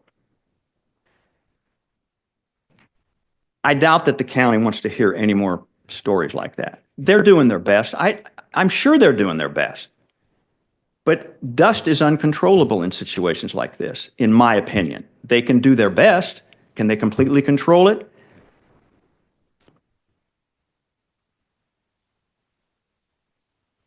This is you call it a bridle trail, you can call it a riding trail, whatever you want to call it. This is a property, we actually own this trail. When we bought the property, we allowed residents to ride. It's about 20 feet wide, just to the west of our property on 111th. People ride on this horse trail. It's right up next to the quarry property. Okay. This happens to be my granddaughter and one of her friends riding their horses on the bridle trail. 1,500 feet to me is too close when I've got my granddaughter riding on this bridle trail. 1,000 feet is unacceptable. 750 feet is off the charts, but unacceptable. This is what we're talking about. They're doing as good a job as they can do. And I'm not standing up here bad-mouthing them. All I'm saying is be reasonable in the setbacks for the residents. Things have changed out here. And I'll explain that why a little bit later.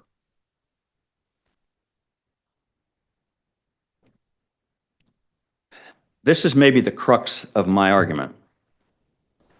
Acceptable, is it acceptable? Arbitrary. This is arbitrary. County mining setbacks for one geographic area does not mean that they're acceptable and environmentally compatible, not to mention healthy for other areas. It's plain as I can say it. The Sunflower Quarry is not located in the middle of Kansas where there's nothing but prairie or sunflowers. It's located where there are houses surrounding it.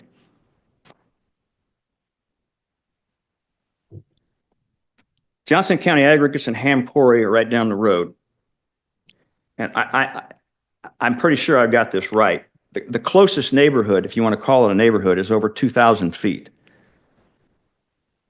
So the county setback, 1,750, that's fine for them. That ain't too good for us, in my opinion.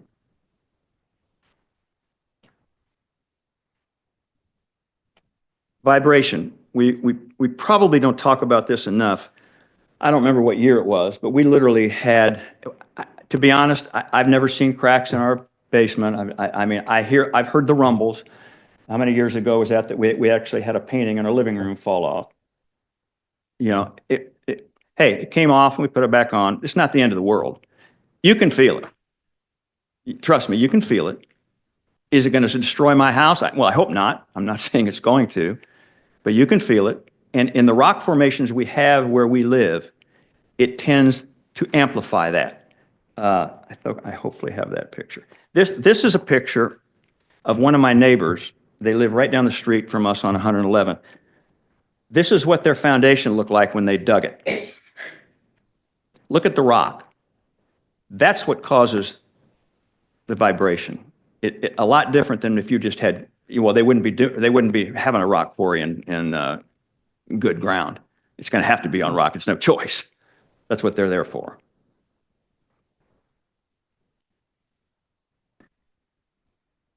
This is so subjective, and I realize it's subjective. Is it compatible? All along, everybody said, well, if it meets these setbacks, it must be compatible. I'm not going to argue that, except to say that the ground shaking, the dust in the air, the noise, and they've done a better job than Hunt did with that. They've done a good job. Is it compatible? One thing that was brought up in one of the meetings was, well, you know, you people knew what you were getting into when you bought the property. Why'd you move out here? There are three, I would contend there are three different types of people that live around the quarry. That the first group didn't have a choice. The quarry came in and you know what? They were screwed. There was nothing they could do about it. My wife and I are in the second group. We investigated the property. We talked to homeowners. We talked to the county, and it was unanimous, and you stole my thunder. The present operator at that time was operating without a permit. They weren't reclaiming. They were at the risk of being in a courtroom getting sued. That's as much as I probably will say about the company, but it was a horrible, unacceptable situation. So we were told they were going to be shut down. It's just a matter of time. The county doesn't want them there. They're not reclaiming. They're gone. Don't worry about it. So we loved the property we bought. And there are several of us that felt that way at the time. The third group looked at the setbacks, said, you know what, that's fine. You know, the neighbors here say it's not bad. It's okay. Yeah, you know, it's a nice piece of property. So we'll go ahead and move there too. So I think that puts it in a nutshell how this area has grown. Golden criteria. You mentioned it, so again, kind of stole my thunder. This is subjective as well. And what I can tell you is it consistent? Is the quarry consistent with the zoning and uses of nearby properties? Is it compatible with the character of the neighborhood? Does it impair the quality of air in the adjacent property? Does it potentially impair the public health, safety, and comfort of the inhabitants. I'm not saying they haven't tried. They have. They do try every day. But what the county has to decide is, does this meet the so-called golden criteria, the golden analysis, as we've called it? This was taken out, page 9 of the resolution back in 15, that was passed both by the zoning board and the Board of County Commissioners. It's generally compatible if the setbacks are consistent.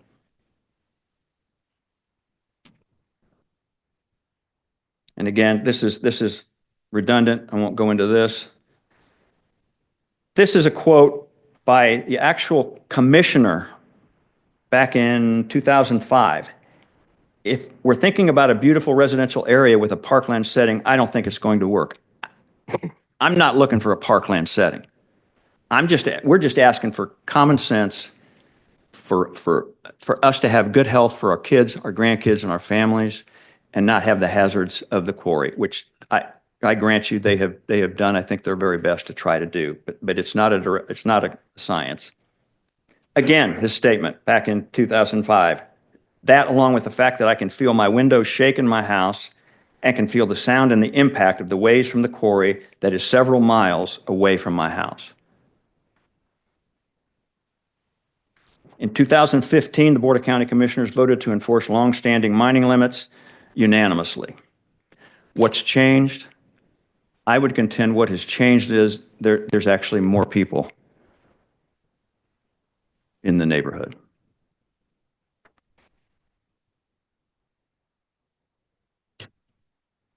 Does that make it compatible? Again, that's subjective. I say the closer they come, the less compatible it is. There are 2 quarries. I showed you this earlier. I know the county is concerned about aggregate. There are 2 quarries out in southern Johnson County. I assume they're both still in business. Folks, this quarry is literally surrounded on the north, the east, and the south by neighborhoods. Not to mention a county park on the south.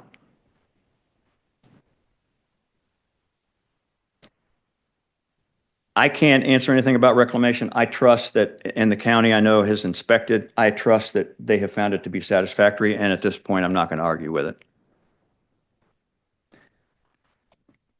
In summary, and I appreciate your patience, please provide residents and landowners with a safe, healthy, and environmentally responsible buffer from the mining. Have some empathy with the changing situation as it pertains to 2NEE. By the very nature of calling it 2NE implies that things have changed up there. And again, I don't know enough about it to really, I probably should have researched it more than I have. I'm selfishly more concerned with 2SE. But we're asking that the county treats us as shareholders, just as Martin Marietta understandably tries to answer to their shareholders. I appreciate your time. And again, I appreciate particularly the zoning board taking the time out of their lives and their families to come in and help us with this. Thank you. Very good. Thank you.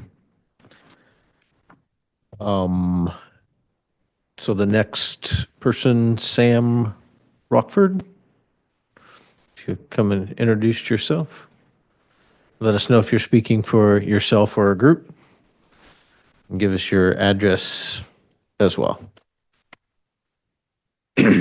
Yeah, my name is Sam Rockford. I will be speaking on behalf of my 2 neighbors to the south, the Braggs 1 property down and the Jacksons 1 property down from them. I live on 10011 Kill Creek Road. Thanks for the opportunity to speak.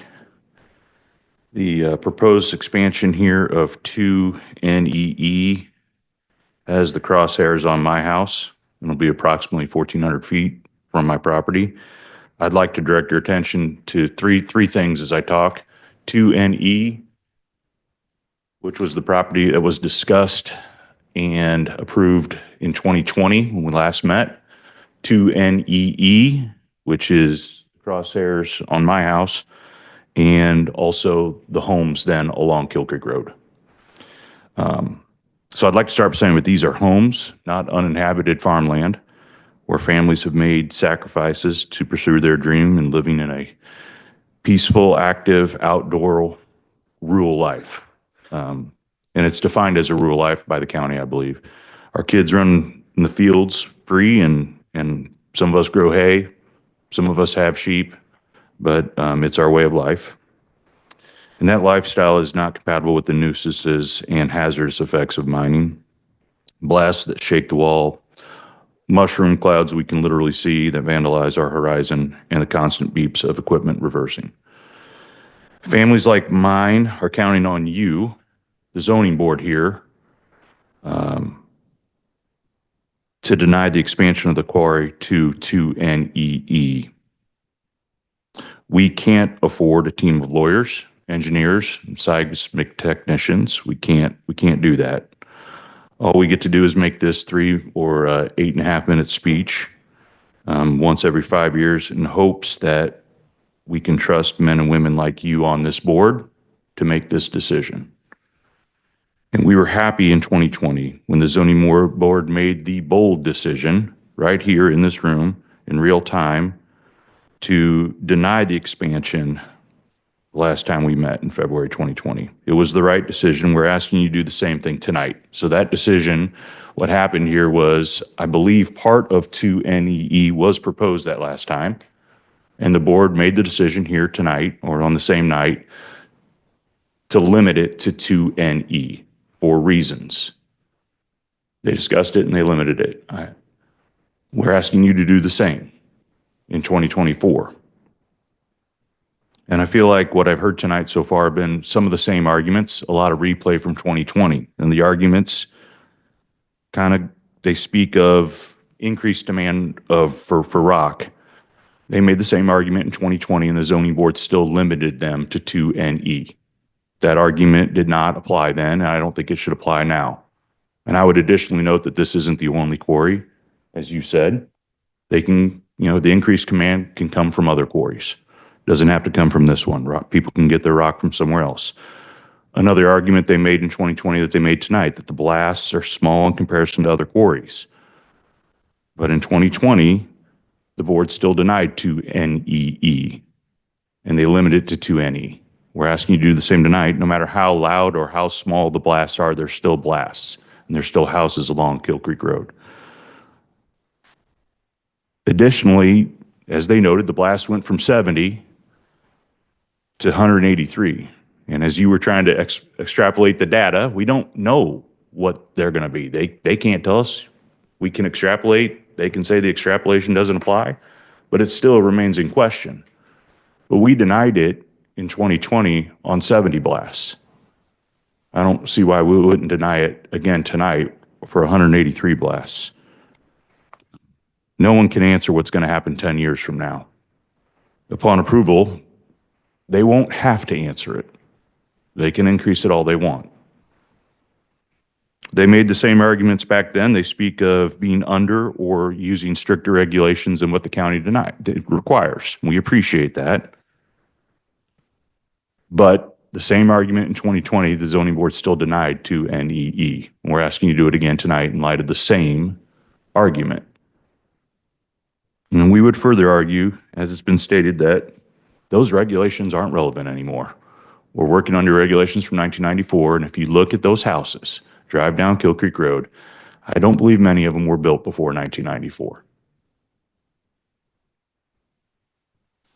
So why did the board deny 2NEE in 2020? Why did they regulate it just to 2NE? That's the big question.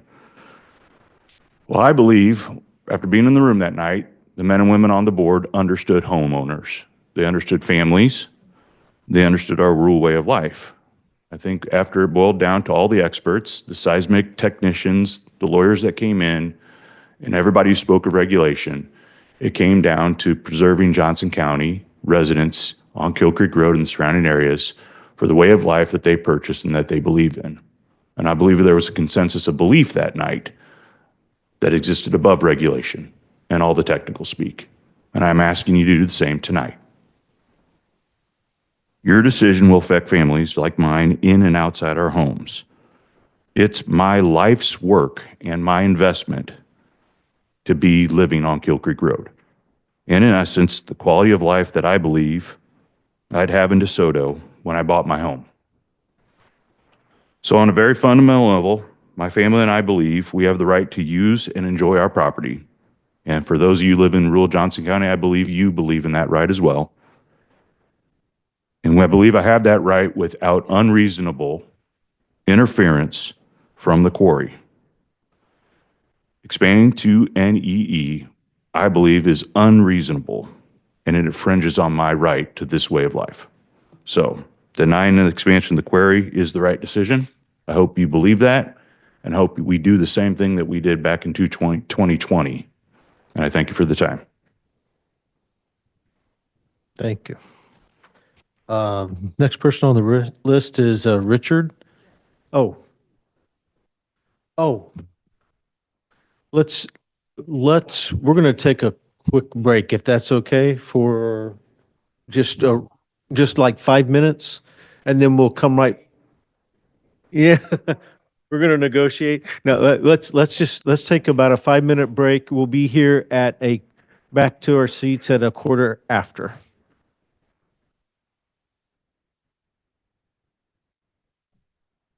All right, if everybody could take their seats, I think we're going to resume.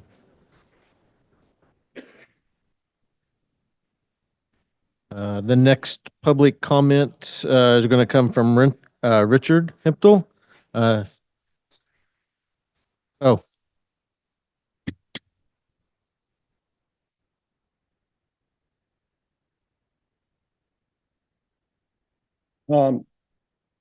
Chairman, I'd like more than 3 minutes. I can't tell you how long, but 10, 15. I'll talk fast as I can. We'll listen fast. Okay.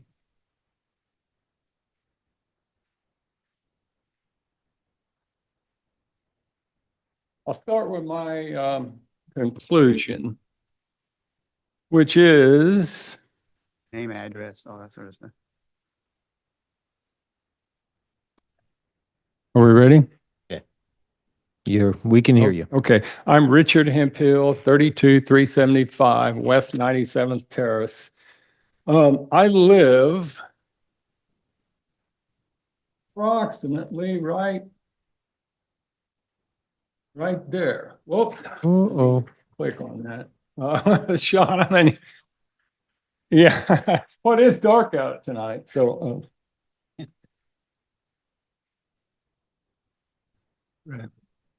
Okay, thank you. So my conclusion is the CUP needs to be limited to 5 years because it's disruptive to growth in the neighborhood and it's detrimental to the neighborhood. Specifically to EE because it crowds more houses. The prevailing wind blows the dust right to where I live and the other 10 houses on 97th Terrace. But not only that, 2EE has impact on other land to the north that has recently been purchased for development. Plus, it is, if you see my little kind of oddball map here, it's the best I could do. Right there in the center, you see where 99th Street has dashed lines continuing to the left. Those are from the City of DeSoto future land plan map. And that is proposed as the collector street. It tees into a new road which routes right through the middle of 2NEE. Now, is this a given that this is going to happen? No, but it's you got to start somewhere. And usually you put the grid streets in, you let the adjacent neighborhood streets follow the natural contour and so on and so forth. But so my one point is the City of DeSoto and Johnson County need to maybe get together a little bit The other thing I want to point out is I see you see right in the center where I say former Oswald. That is land that is within the city. It's annexed in the city. It's got a future land use of medium density residential, which means 7,500 square foot lots, 7-foot side yard setback, 25-foot front yard, 20-foot backyard. How do you, and if you look on this zoning map, like up toward the little one here, you can see other neighborhoods that my print didn't turn out real well, but it'll look like them. That piece of ground is zoned to do that. The other piece of ground that I need to bring up tonight, it says right in the center, right to the left, it says former Glauser. That is 100 acres. It abuts 95th Street and it abuts area 2NE and 2NEE.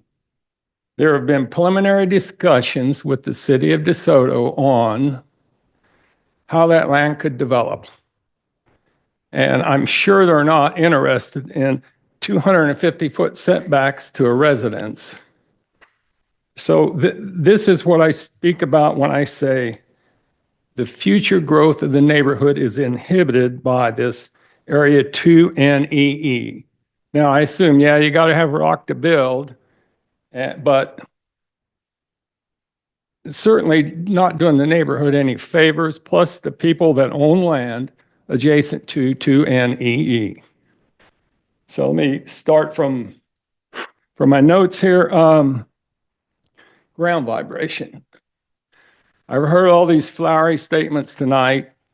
We are within regs. There have never been, we've never had a complaint. We've never, everything's perfect. Well, it's not. Now, maybe it's my house.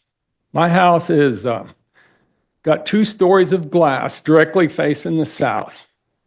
My house has a system.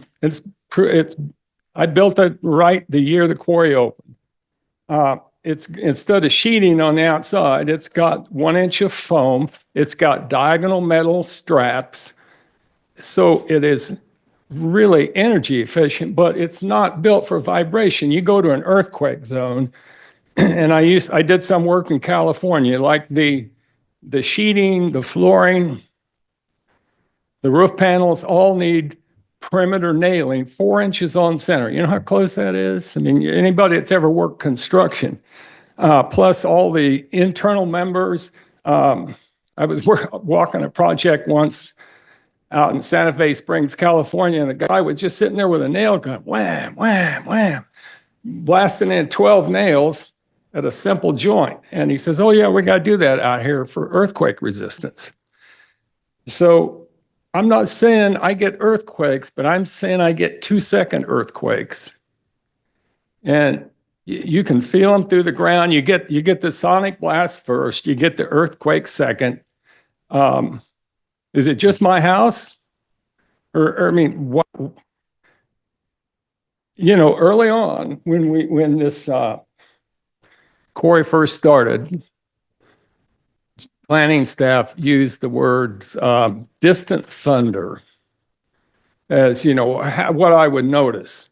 But it's not that way at all. It's much more abrupt. So I started, I remember back in 2020, the statement was made, well, we've had no complaints. Well, who are you going to complain to? So I started sending little notes every time I got a blast that I felt was noteworthy, where the whole house shook. And it's more like if you've ever been through an earthquake, it's like you can feel the boom coming across the house.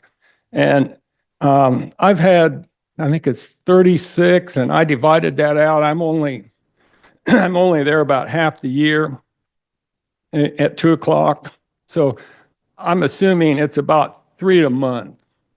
I don't know how many times they blast a month, but am I off base? Should I, am I too sensitive, or is it my house? Or, I mean, the experts say it's stricter than any other place in the United States. Is that true? My opinion is it's not. So I guess what I'd like to see maybe is a measuring device, right at the property line, directly from my house to the mining area. And I don't know if that's possible for Martin Marietta to do. I think they like to drive up to them or whatever. Secondly, I'd like to see maybe an independent website where you could go look up what the blast was. It's just hard to imagine that all those blasts were within the limits. So ground vibration is the worst. Is it my house? Is it me? I don't know. I think it's the blast. Noise. They're limited to 137 decibels at the property line or whatever it is. That's like a jet engine roar. That's a pretty high number, but whatever. It's not the noise that bothers me, but what tends to happen a lot of times is cloud cover will be low, the percussion sound will bounce off the clouds, and the 2 stories of glass, and it's a window wall. It's like 2 12-foot wide windows, full height, 7 foot high, 6 foot pair of glass doors. So basically 7 by 24 feet, double stacked, direct facing, and glass is not as solid, excuse me, as a wall. So on the noise, it's not my critical issue, but it's there.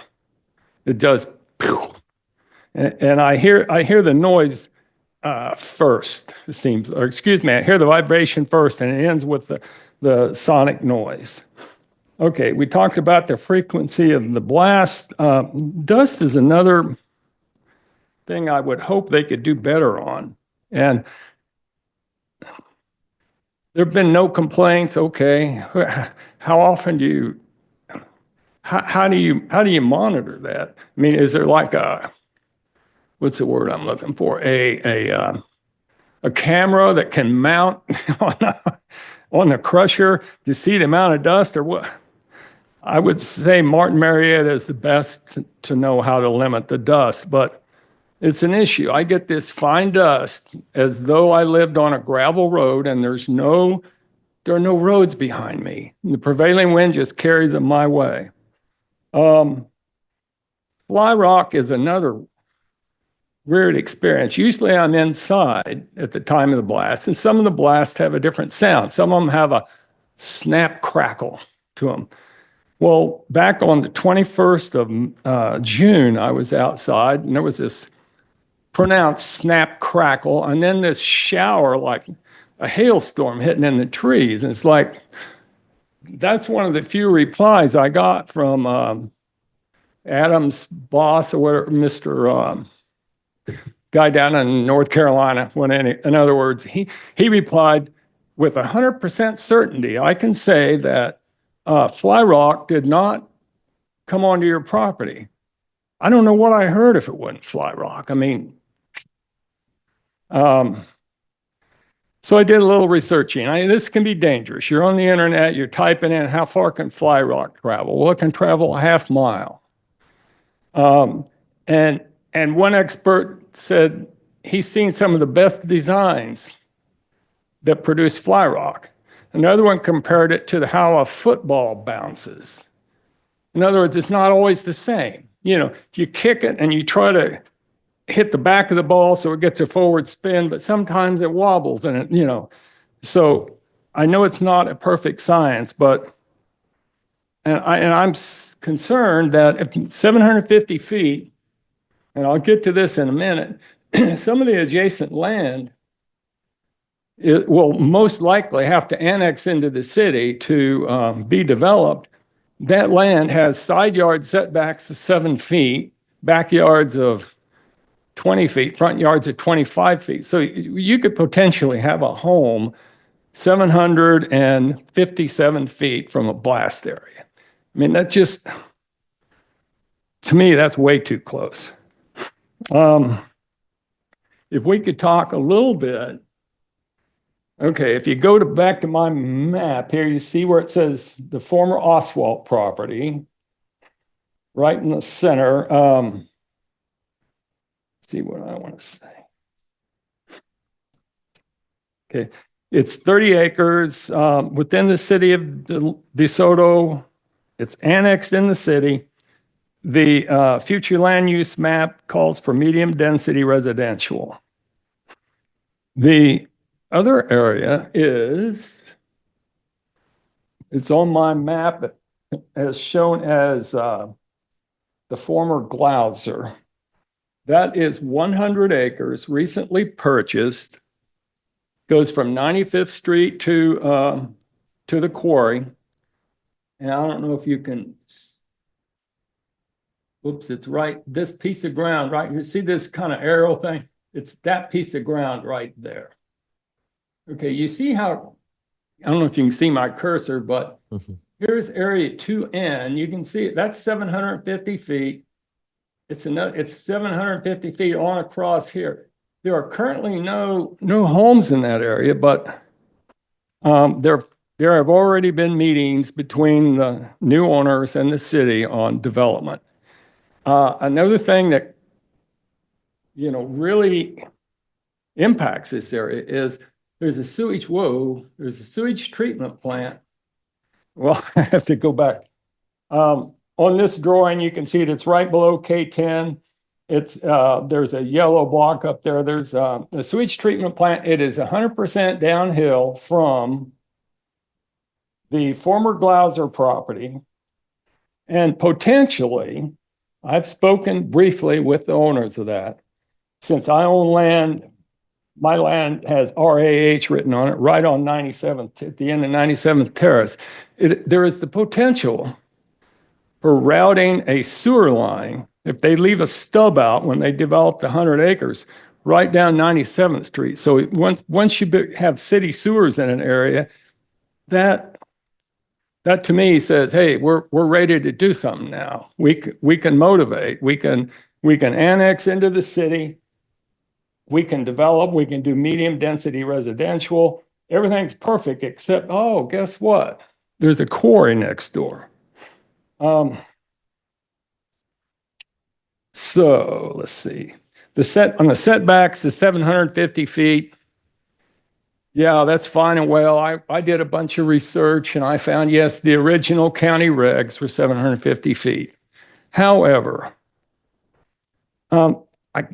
you've heard the term a friend in need is a friend indeed.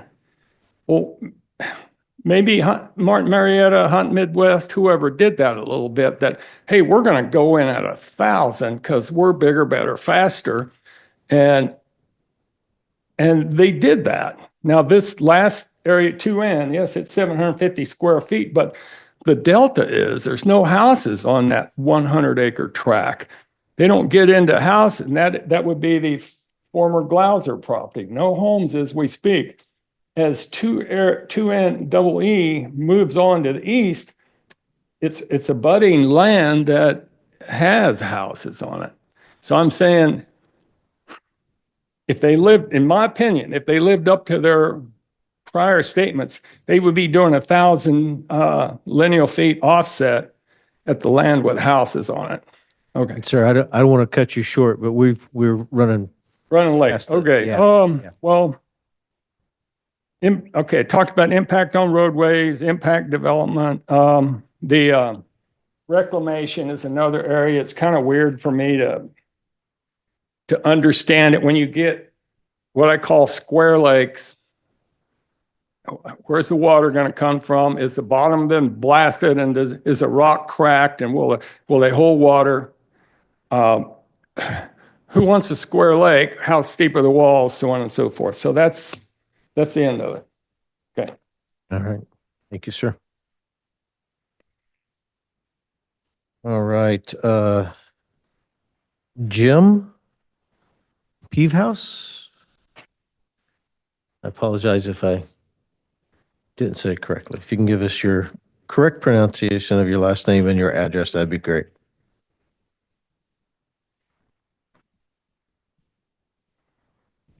My name is James Peavy House. I live at 9735 Kill Creek Road. We're the house just north of the fire station. We also own all the land around the fire station on all three sides. So we have our house and 40 acres, and we're in the city limits. We're considering selling it for a subdivision to come in. And we see this movement towards our house. We used to be, over a mile from the quarry, and when this gets done, we'll be about eighth or half to a quarter of a mile away from the quarry. And we know it's going to affect the price of our property and the house we live in, that we do plan to sell sometime in the future, because at 74, I'm not going to be there that much longer. The other thing I'm concerned about is, does anybody know how much silica is in the limestone that they quarry? Do you know the percentage of silica? Because there is silica in all limestone. To some limestone has more, some has less. Sure. And of course, silica is glass. And when you breathe in particles of glass into your lungs, and the most important part is how small they are. And the smaller they are, the worse off they are for you. But enough silica in your lungs eventually will kill you. It's known to cause cancer, and the other big thing, of course, is silicosis of the lungs, which is same thing as COPD in the way that it presents and acts on you. So there's silica out there, and they want to build a cement plant. So you think it's dusty now, wait till they get that cement plant going. It will really be dusty. So I think that the cement plant should be nixed. And not that it means anything to anybody, but for anybody that's around here years from now, they are mining the top of the ground, but they also have permission to mine underground. And from what I've been told by my friend who spent 15 years at the cement plant up in Bonner Springs, and he did every job they had, including blasting. But he says, they can mine 5 miles under you if they want to. So whereas they're restricted above ground on how far they can strip mine, they aren't restricted on underground how far they can mine. And I doubt they'll ever go to that, since it's expensive. But again, I think they ought to be not permitted to have permission to mine underground, and they definitely should not have permission to build that cement plant, just like we want them to build the asphalt plant 10 years ago and got that stopped.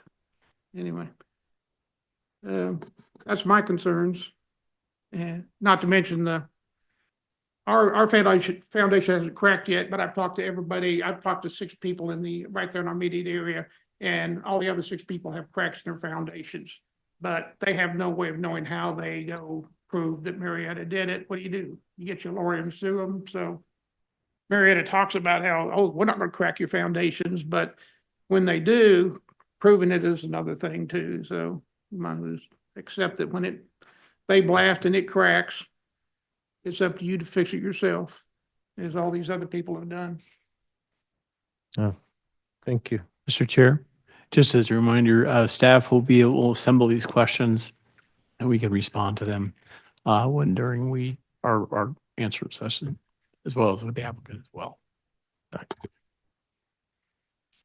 All right. The next name, I apologize. Is it Noble?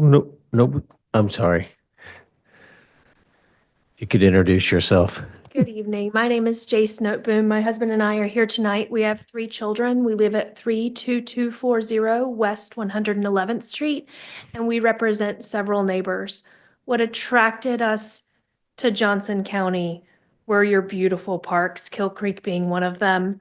We have horses, we have other livestock, we have a farm. This area of Johnson County is a treasure.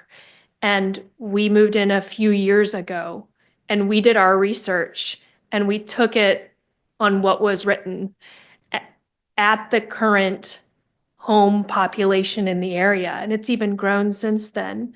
I do think that what was acceptable in 1994 and has been revisited several times since, as far as, distances away, setbacks, I think when we know better, we do better, and we can do better than them getting closer and closer to the places where we enjoy being outdoors. We enjoy living in Johnson County. Ride our horses.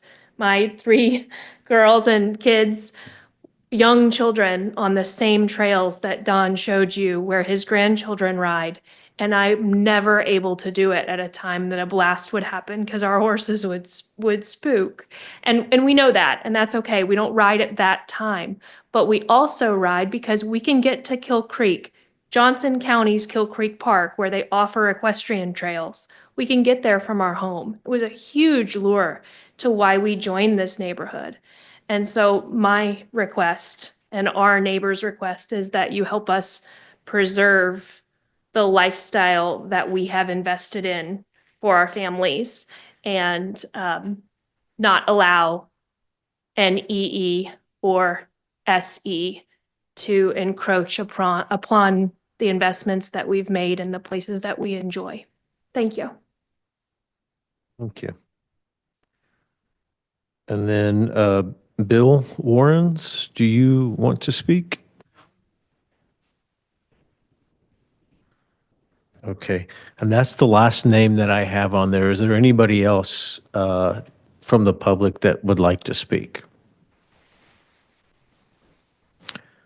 Looks like that is no additional people.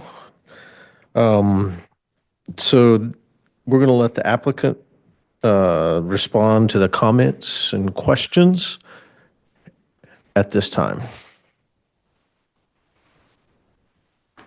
Greg Musil again on behalf of Martin Marietta Materials.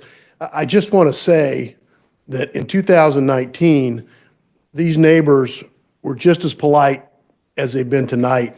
And it is highly unusual, as you know, probably from some other examples, and certainly the Board of County Commissioners knows. There can be disagreements and some of it's based on personal opinion, some of it might be based on fact or perceptions, but the fact that we can be here and have a civil discussion in this room where there have been many uncivil discussions is appreciated. And I've appreciated everybody that we've heard from tonight, as we did 5 years ago. I think the key thing here is that the county regulations are what they are and are what they have been for literally decades. And the county commission adopts those to balance the interests that you've heard tonight, whether it's fugitive dust or air quality or vibrations or blasting size. And those are the law of Johnson County. And in a quasi-judicial setting, I think both you and the Board of County Commissioners are obligated to reference those in addition to the golden criteria to establish whether a particular use is compatible. I find it interesting that we keep having people move here to a place that at the same time has a use that is completely incompatible with individual neighbors. And I think the growth in that neighborhood has indicated that it's not incompatible, and that the extension of 2 northeast east will not make it incompatible because we're still well within, we exceed the 750 feet to property line, and we exceed the 1,000 feet to distances. We are lower than in the blast level than is required by the state or the federal government or the county regulations. We've taken all those steps in order to maintain a level of compatibility. A couple specific points. A cracked foundation. We offered in 2020 pre-blast surveys to any existing homes, and we did a few, but most people did not accept the offer to do a pre-blast survey, so you'd have a baseline. The stipulations now say that we have to offer a pre-blast survey to anybody who hasn't been offered before or hasn't accepted before, and to any homes that have been built since the CUP went into effect in 2020. So we will do that again. So if you want to know the baseline and have somebody come out and look at your basement, look at your drywall, look at your windows, as Mr. Hempel talked about, and find out if there's an action later, you have at least a better ability to tie it to the blasting rather than normal settling that we all see in our houses when we get pops in drywall. The balancing that you do and the Board of County Commissioners does and the staff does, I think may be best indicated by the last speaker. This use is not incompatible with her riding her horses or riding them on the trails. It just can't be done at the time that a blast might occur, which is published to the public. So that's the kind of balance that the regulations have tried to establish and that we are certainly willing to follow. We talked about we're limited to one a day. You have air quality testing multiple times a year by the county. All of the things that were talked about are subject to the regulations that I'd mentioned earlier. And your staff will hold us to those. These neighbors will hold us to those. Mr. Hemphill has expressed on multiple occasions to folks within Martin Marietta a concern about a particular blast. And those have been reviewed and responded to. Those blast records are available. They were given to the staff for this, so you can demonstrate that that blast was easily within the limits that we were allowed from a regulatory standpoint. I can't control how somebody perceives them. We can control by a pre-blast survey whether you can come in and say, I think my house was damaged by a particular blast. But with respect to all that, these concerns are all addressed by your regulations and by the 44 conditions that are attached to the CUP request. And we would again just simply request a recommendation. I do want to mention one thing. There was no denial of 2 Northeast East in 2019 by the planning, but then the Northwest Consolidated Planning Board. It was requested, and the planning board suggested at that meeting, if you're not going to need it in 10 years, don't ask for it now. And I think Mr. Pendley can speak to that. So there wasn't this vote that said, no, you're not going to get it now and you're never going to get it. What we tried to do was be transparent and show where we think our future mining reserves are in this quarry, to show those that asked for them in 2020, because we couldn't get to it in 10 years, we didn't believe, and the county's regulations limit us to a 10-year CUP as the maximum. We said, okay, we'll put that aside, but we're listing that in 2 Southeast as sometime future. We'll have to come back here and ask for it. We're coming back here to ask for 2 Northeast East. So with that, again, I appreciate your time, and I know everybody in this room does. Okay. At this time, the board can ask questions of either the staff, the presenter, or the public. So would anybody like to ask questions? Question, how many people work at the quarry? I think it's 40-ish. Yeah, but Mr. Rosenthal. Matt Rosenthal with Martin Marietta. Right now, we're currently sitting about 26. Some of those employees go down to our Ottawa quarry, so they bounce back and forth, but at most it's, under 40-ish. One more question. And if this didn't get approved for some reason tonight, or by the BLCC, actually, the other ones that will approve it or disapprove it, but would the quarry be out of rock in 4 years? Basically, is that what I'm understanding? The quarry will be out of rock in roughly 4 years, depending on how much volume we ship on a daily basis. Yep. We would go down to 2S, which is on the map. So it may be slightly longer than 4 years, but roughly 4 years. Again, to Greg's point, the county has some regulations. We would rather come and ask for the whole, most quarries that we have, we ask for the life of the quarry, and that's what those regulations are. But when we come back, and that brings up a lot of the comments that you hear from the neighbors, that they're here every 5 years or every 10 years making comments. So we totally understand why they get concerned about that. We would rather not come every 5 years as well. So I mean, that is true, but it would be roughly 4 or 5 years, depending on volumes. Terry Atwell, I have a question. Back in 2020 for the 2NE, you guys estimated that that would hold you for 10 years. So, That is correct. With the battery plant and some of the other things that have gone on in the county, our volumes have increased, which is what was referenced by the truck trips and the number of blasts that you guys had referenced earlier. So our volume the last 3-4 years is increased due to the construction activity in this area. So we've basically shipped 10 years and 8 years, or we would at the end of this permit, which is why we thought as we did the renewal, we'd come back and say we're going to be here in 2 or 3 years anyway, in 2028-ish, depending on when that volume mark would hit. That's why we're asking for it. And that was an estimate, right? We estimate how many tons we're going to ship. The quarry definitely has increased with the local construction activity. okay, so then your estimate on 2NEE is that you think that will last 10 years? Is that your estimate? Am I understanding that right? So with what we have left in 2 Northeast and what we would have in 2 NE, and then what we'd have in the South, we wouldn't be back in 10 years. That's correct. That is an estimate. Yes, that is true. So that you're estimating that again. So your last estimate was 10, but you're here at 4. Well, we're here. We would be here for the renewal in February either way, and we would be done in an additional 3 years. So technically, we have 3 or 4 years left in what we've done. So we're just ahead of it by a year or two. Instead of just working out the next 3 years, 3.5 years, we're asking to do that. Because what happens in mining is a sequence of events, which they're talking about on how we would mine that. If we mine through all of 2NE, we would have to go down to 2S. And from a reclamation standpoint, that is not very attainable for us doing reclamation as we've committed to the county. So if we do all of the mining in the north at the same time, we can reclaim the property a lot more I guess is how you'd say that. Greg Connell, another question.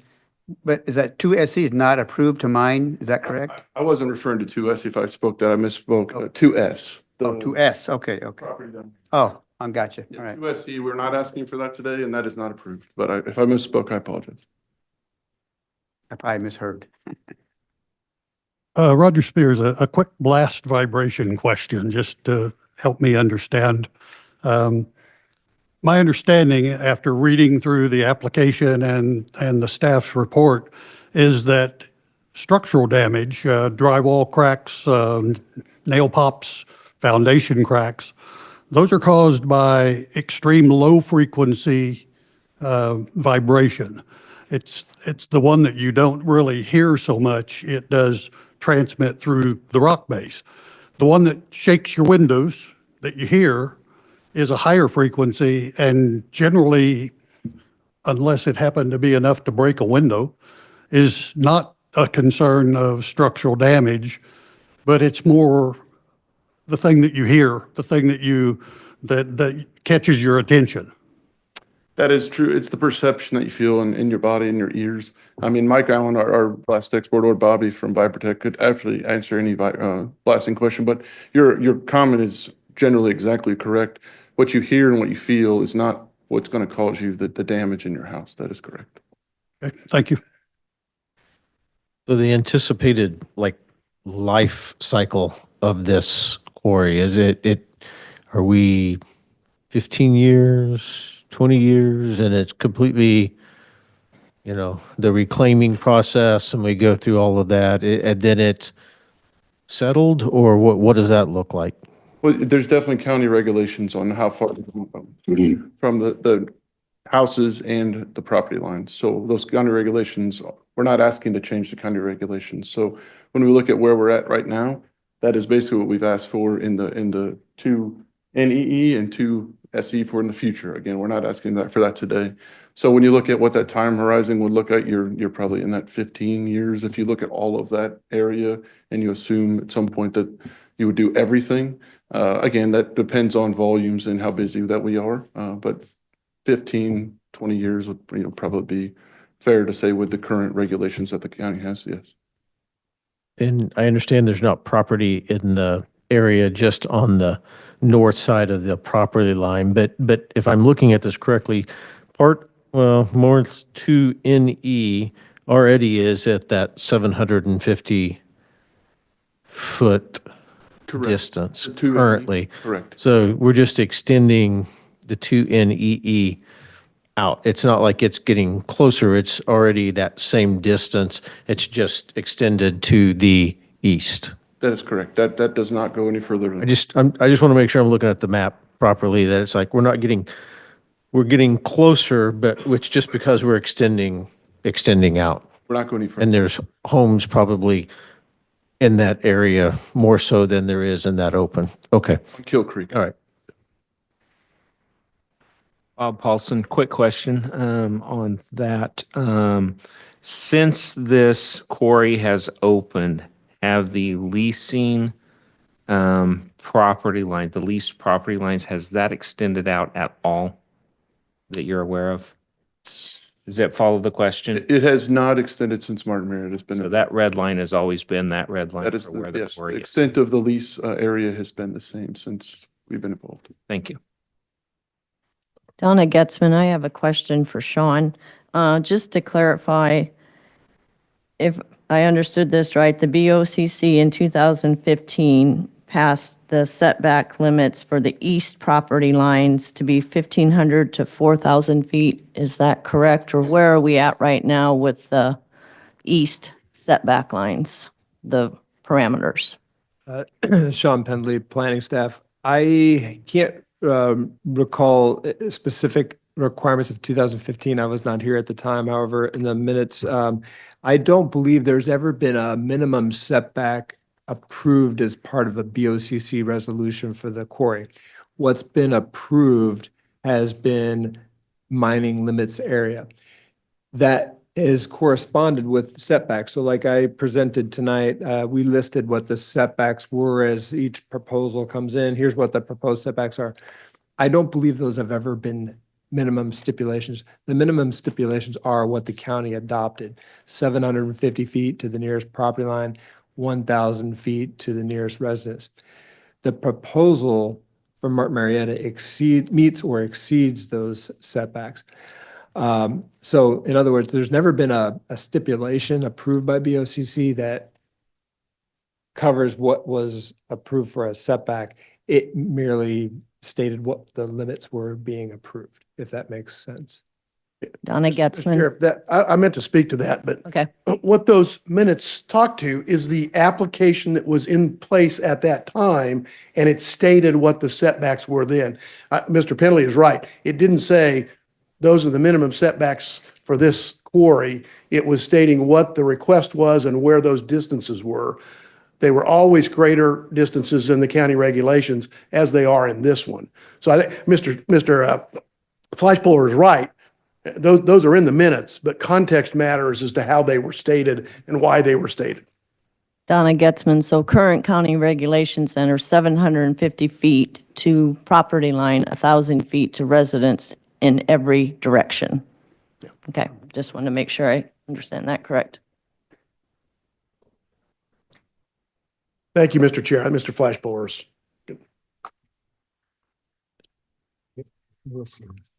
This goes to my point, and that's a great question. This goes to my point when it comes to people coming into the neighborhood like we did. We knew what the rules were. This was in the conditional use permit. The setback was 1,500 feet. The 1,000 feet, 750, has always kind of been, for lack of a better word, kind of hanging over our head, and not a threat, but folks, this is what the county reg is. But for this CUP, for this conditional use permit, it's 1,500 for the east. So a person comes into the neighborhood, he says, what's the setback on the east for our property line? Well, it's 1,500 feet. Well, that's acceptable. That's my point, is people came in wanting to know what the rules were. And we just can't keep changing the rules. Okay, Roger. And on the public comments, I will make an exception for right now, but it just like one more. And I understand. Yeah, I felt like it needed to be clarified, and that's what is a great question. I mean, it Yeah. was. Yeah, there was a commitment by Mr. Musil that there wouldn't come any closer. I didn't bring that minutes, but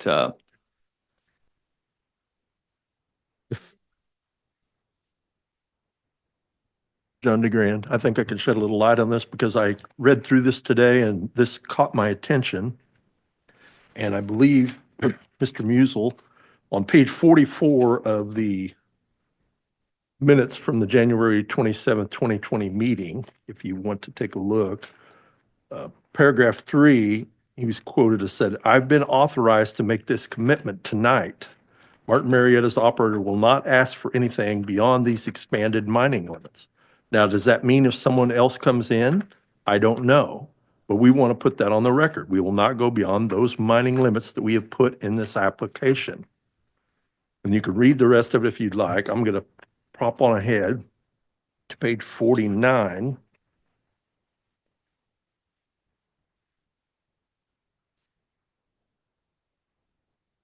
Where Mr. Musil then goes on to say, what we want to do is why I made the commitment earlier on the map for Martin Marietta is to let everybody know that this is what we intend to access as mining reserves and will not go beyond that.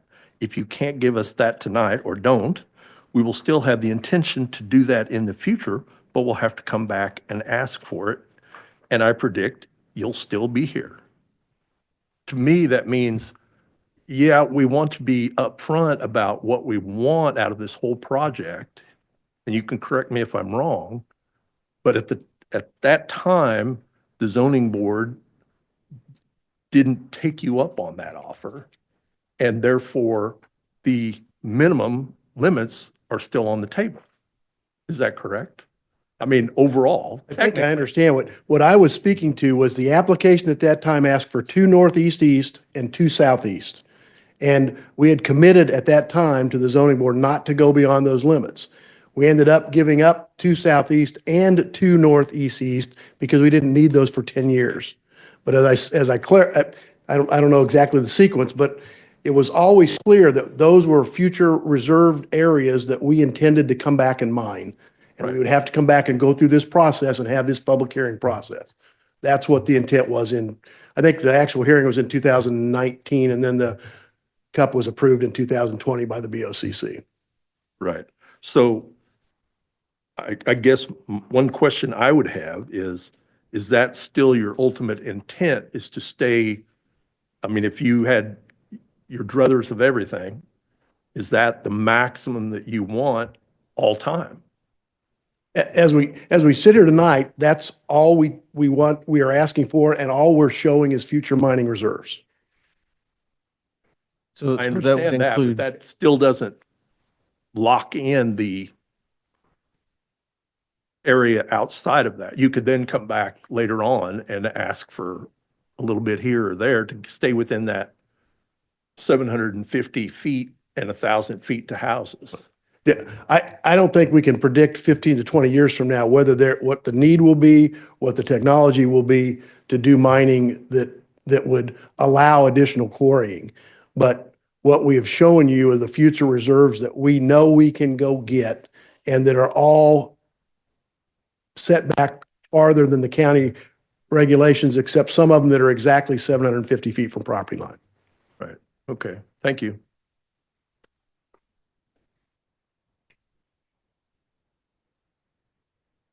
All right. Any other questions from the board?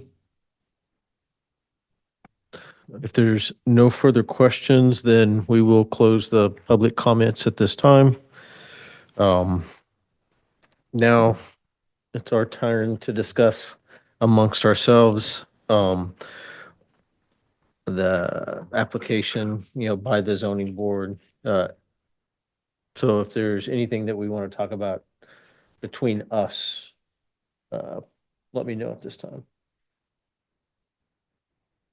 And that can include really, anything. I don't want it to be limited, just if you got ideas or suggestions or whatever.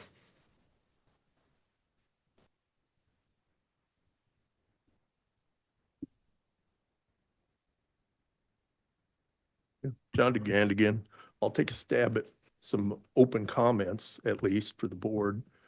I mean, I understand both sides of this situation. Like every situation, there's two sides to every coin. And I understand the landowners, they're like, it come back every 5 years. It keeps changing.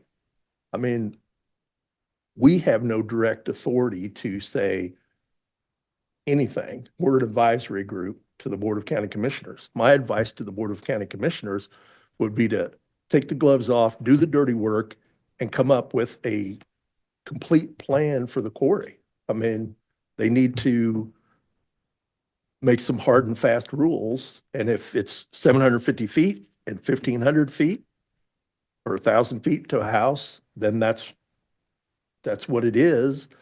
And, you know, homeowners should know that. Any future development from the city of DeSoto, those people should know up front when they buy their property to build their house, hey, this is the ultimate bad spot here. I mean, it's kind of been sugar-coated probably by property sellers and that type of thing over the years. That stuff happens. And that's my thoughts. But for right now, I don't know. We either have to say, yeah, we think that this should go on based because the rules are the rules and they're not asking for anything that's outside the rules. Others? Fair. Craig Connell. So I guess mine's 34 years old or something like that, they said. And that part of the county's changed dramatically. Actually, in the last 2 years, it's changed dramatically with Panasonic. But I just don't see that the quarry is compatible anymore with what's going on around it. And I almost think it's outlived its usefulness not from a quarry perspective, because we obviously need the aggregate to continue to build, but with the housing that's around it now and what's coming, we know it's coming because of Panasonic. I'm not sure it's the right spot for a quarry anymore. Terry Atwell. I wholeheartedly agree with you.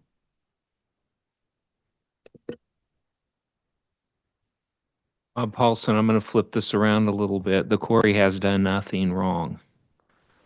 Right, okay. But it's not that the quarry is no longer compatible with the surrounding area. The surrounding area has made itself incompatible with a quarry. I agree with that too. Which, you know, leaning at both directions, you know, Is it the chicken or the egg? I mean, you know, quarry was there before most of the houses, but not all the houses. So that's what I say, that the BOCC needs to take the gloves off. And that was where my question was coming from on the leased area. Has it changed at all in 30 years? If it hasn't, then, you know, it was there prior to any of the most of those homes being built. Roger Spears, I fully understand the concerns with the 750 feet and 1,000-foot setback numbers, but those are law. The county has established that as regulation. So if you disagree with 750 feet and 1,000 feet for setbacks, you got to go to the county commissioners and say, change the law. Even if you do, the quarry was put into operation based on that criteria. So if you change it today to 10,000 feet, 5 miles, they've still got a CUP. And I agree with with Bob there, Mr. Paulson, that the quarry hasn't done anything to change the compatibility. The compatibility of the neighborhood has changed. But I blame to some degree realtors that mislead people about what might happen, what's never going to happen. Gentleman there said his property is annexed into the city of DeSoto, and that if he, or is in the city limits, I'm sorry, and that if they sell for development, it will fall under DeSoto's rules. Well, we only speak for the unincorporated area of the county. And I'm sorry, we can't come in and say, DeSoto, you can't do this or you can't do that. I agree wholeheartedly that DeSoto and the county commissioners probably need to get together and have a planning session and look at a master plan for how things are going to happen. But I agree. The quarry has done nothing to change the compatibility. Our planning group, I know that it was said that the golden criteria is subjective. Our planning group went through the golden criteria and gave their rationale for their recommendation. And quarry's been there 33 years, and is it the right place for a quarry if you were deciding where to put a quarry today? Maybe not. But I don't see that it's reasonable, and the county could end up in court if they say to the quarry, you can't do business anymore. They've leased the land. So I'll be quiet. Greg Connell, just because they lease the land doesn't mean they can have a quarry, right? They still have to get a CUP through every 5 years as it stands today. And this one expires, I think, next year. But my point is, a good neighbor doesn't have the right to infringe on your quality of life. If my next door neighbor spewed dust at me or shook my foundations, I wouldn't just stand still and do nothing about it. That's where we're at. It's a quality of life issue to me.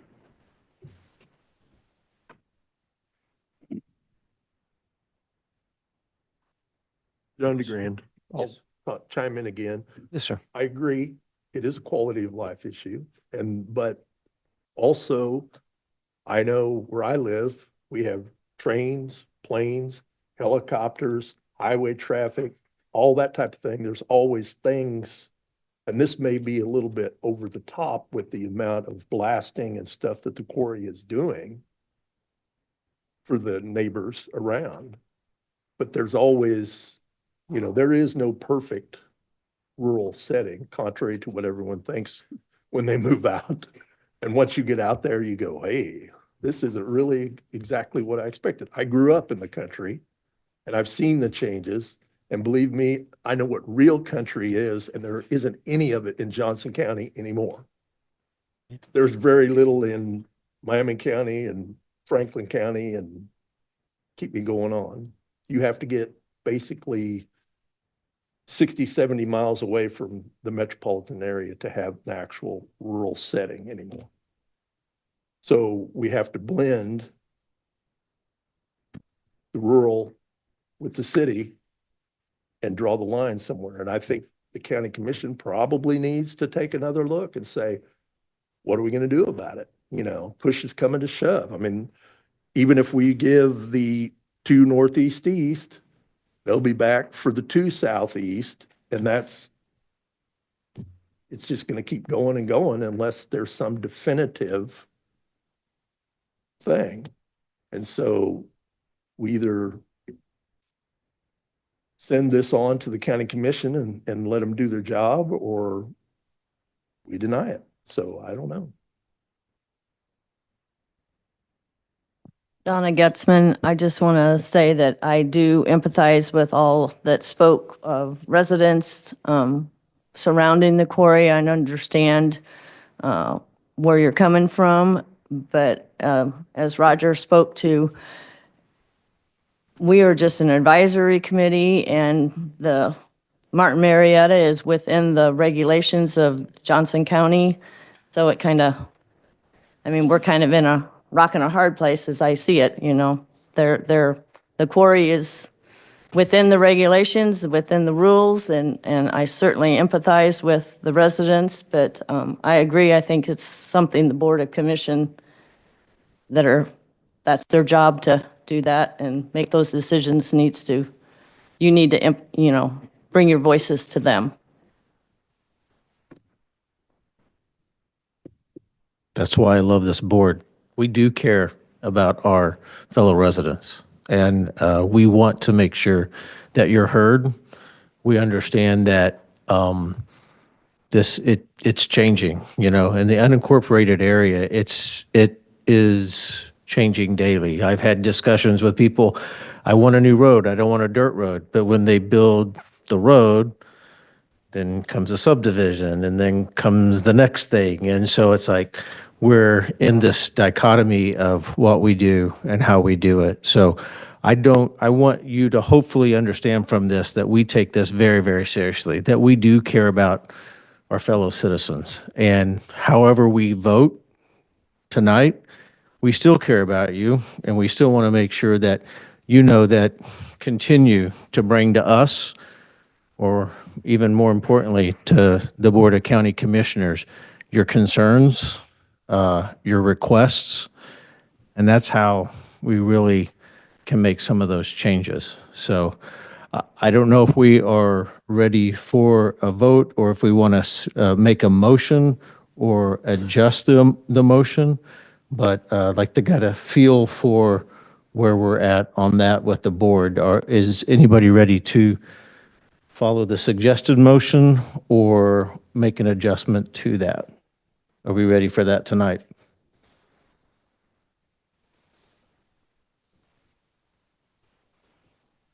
Okay. I think we're ready to take a vote. So if somebody wants to make the motion, whether it's suggested or if we want to make an adjustment, please let me know at this time. I'm looking for the recommended. Your screen. It's on your screen. Oh, you moved it. It wasn't there a minute.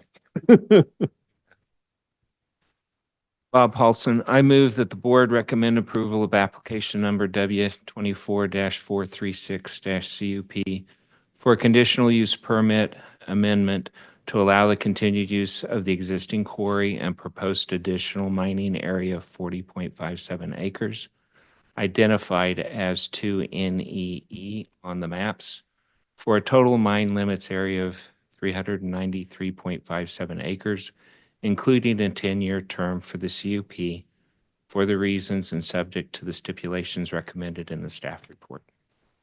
John DeGrand, I'll second. We could take a vote. Jeff Huff, Aye. Craig Connell, No. John DeGran, Aye. Terry Atwell, No. Donna Getzman, Aye. Bob Paulson, Yes. and Roger Spears. Aye. Thank you. Motion passes. Could the staff give us a recommendation, or the Board of County Commissioner meetings?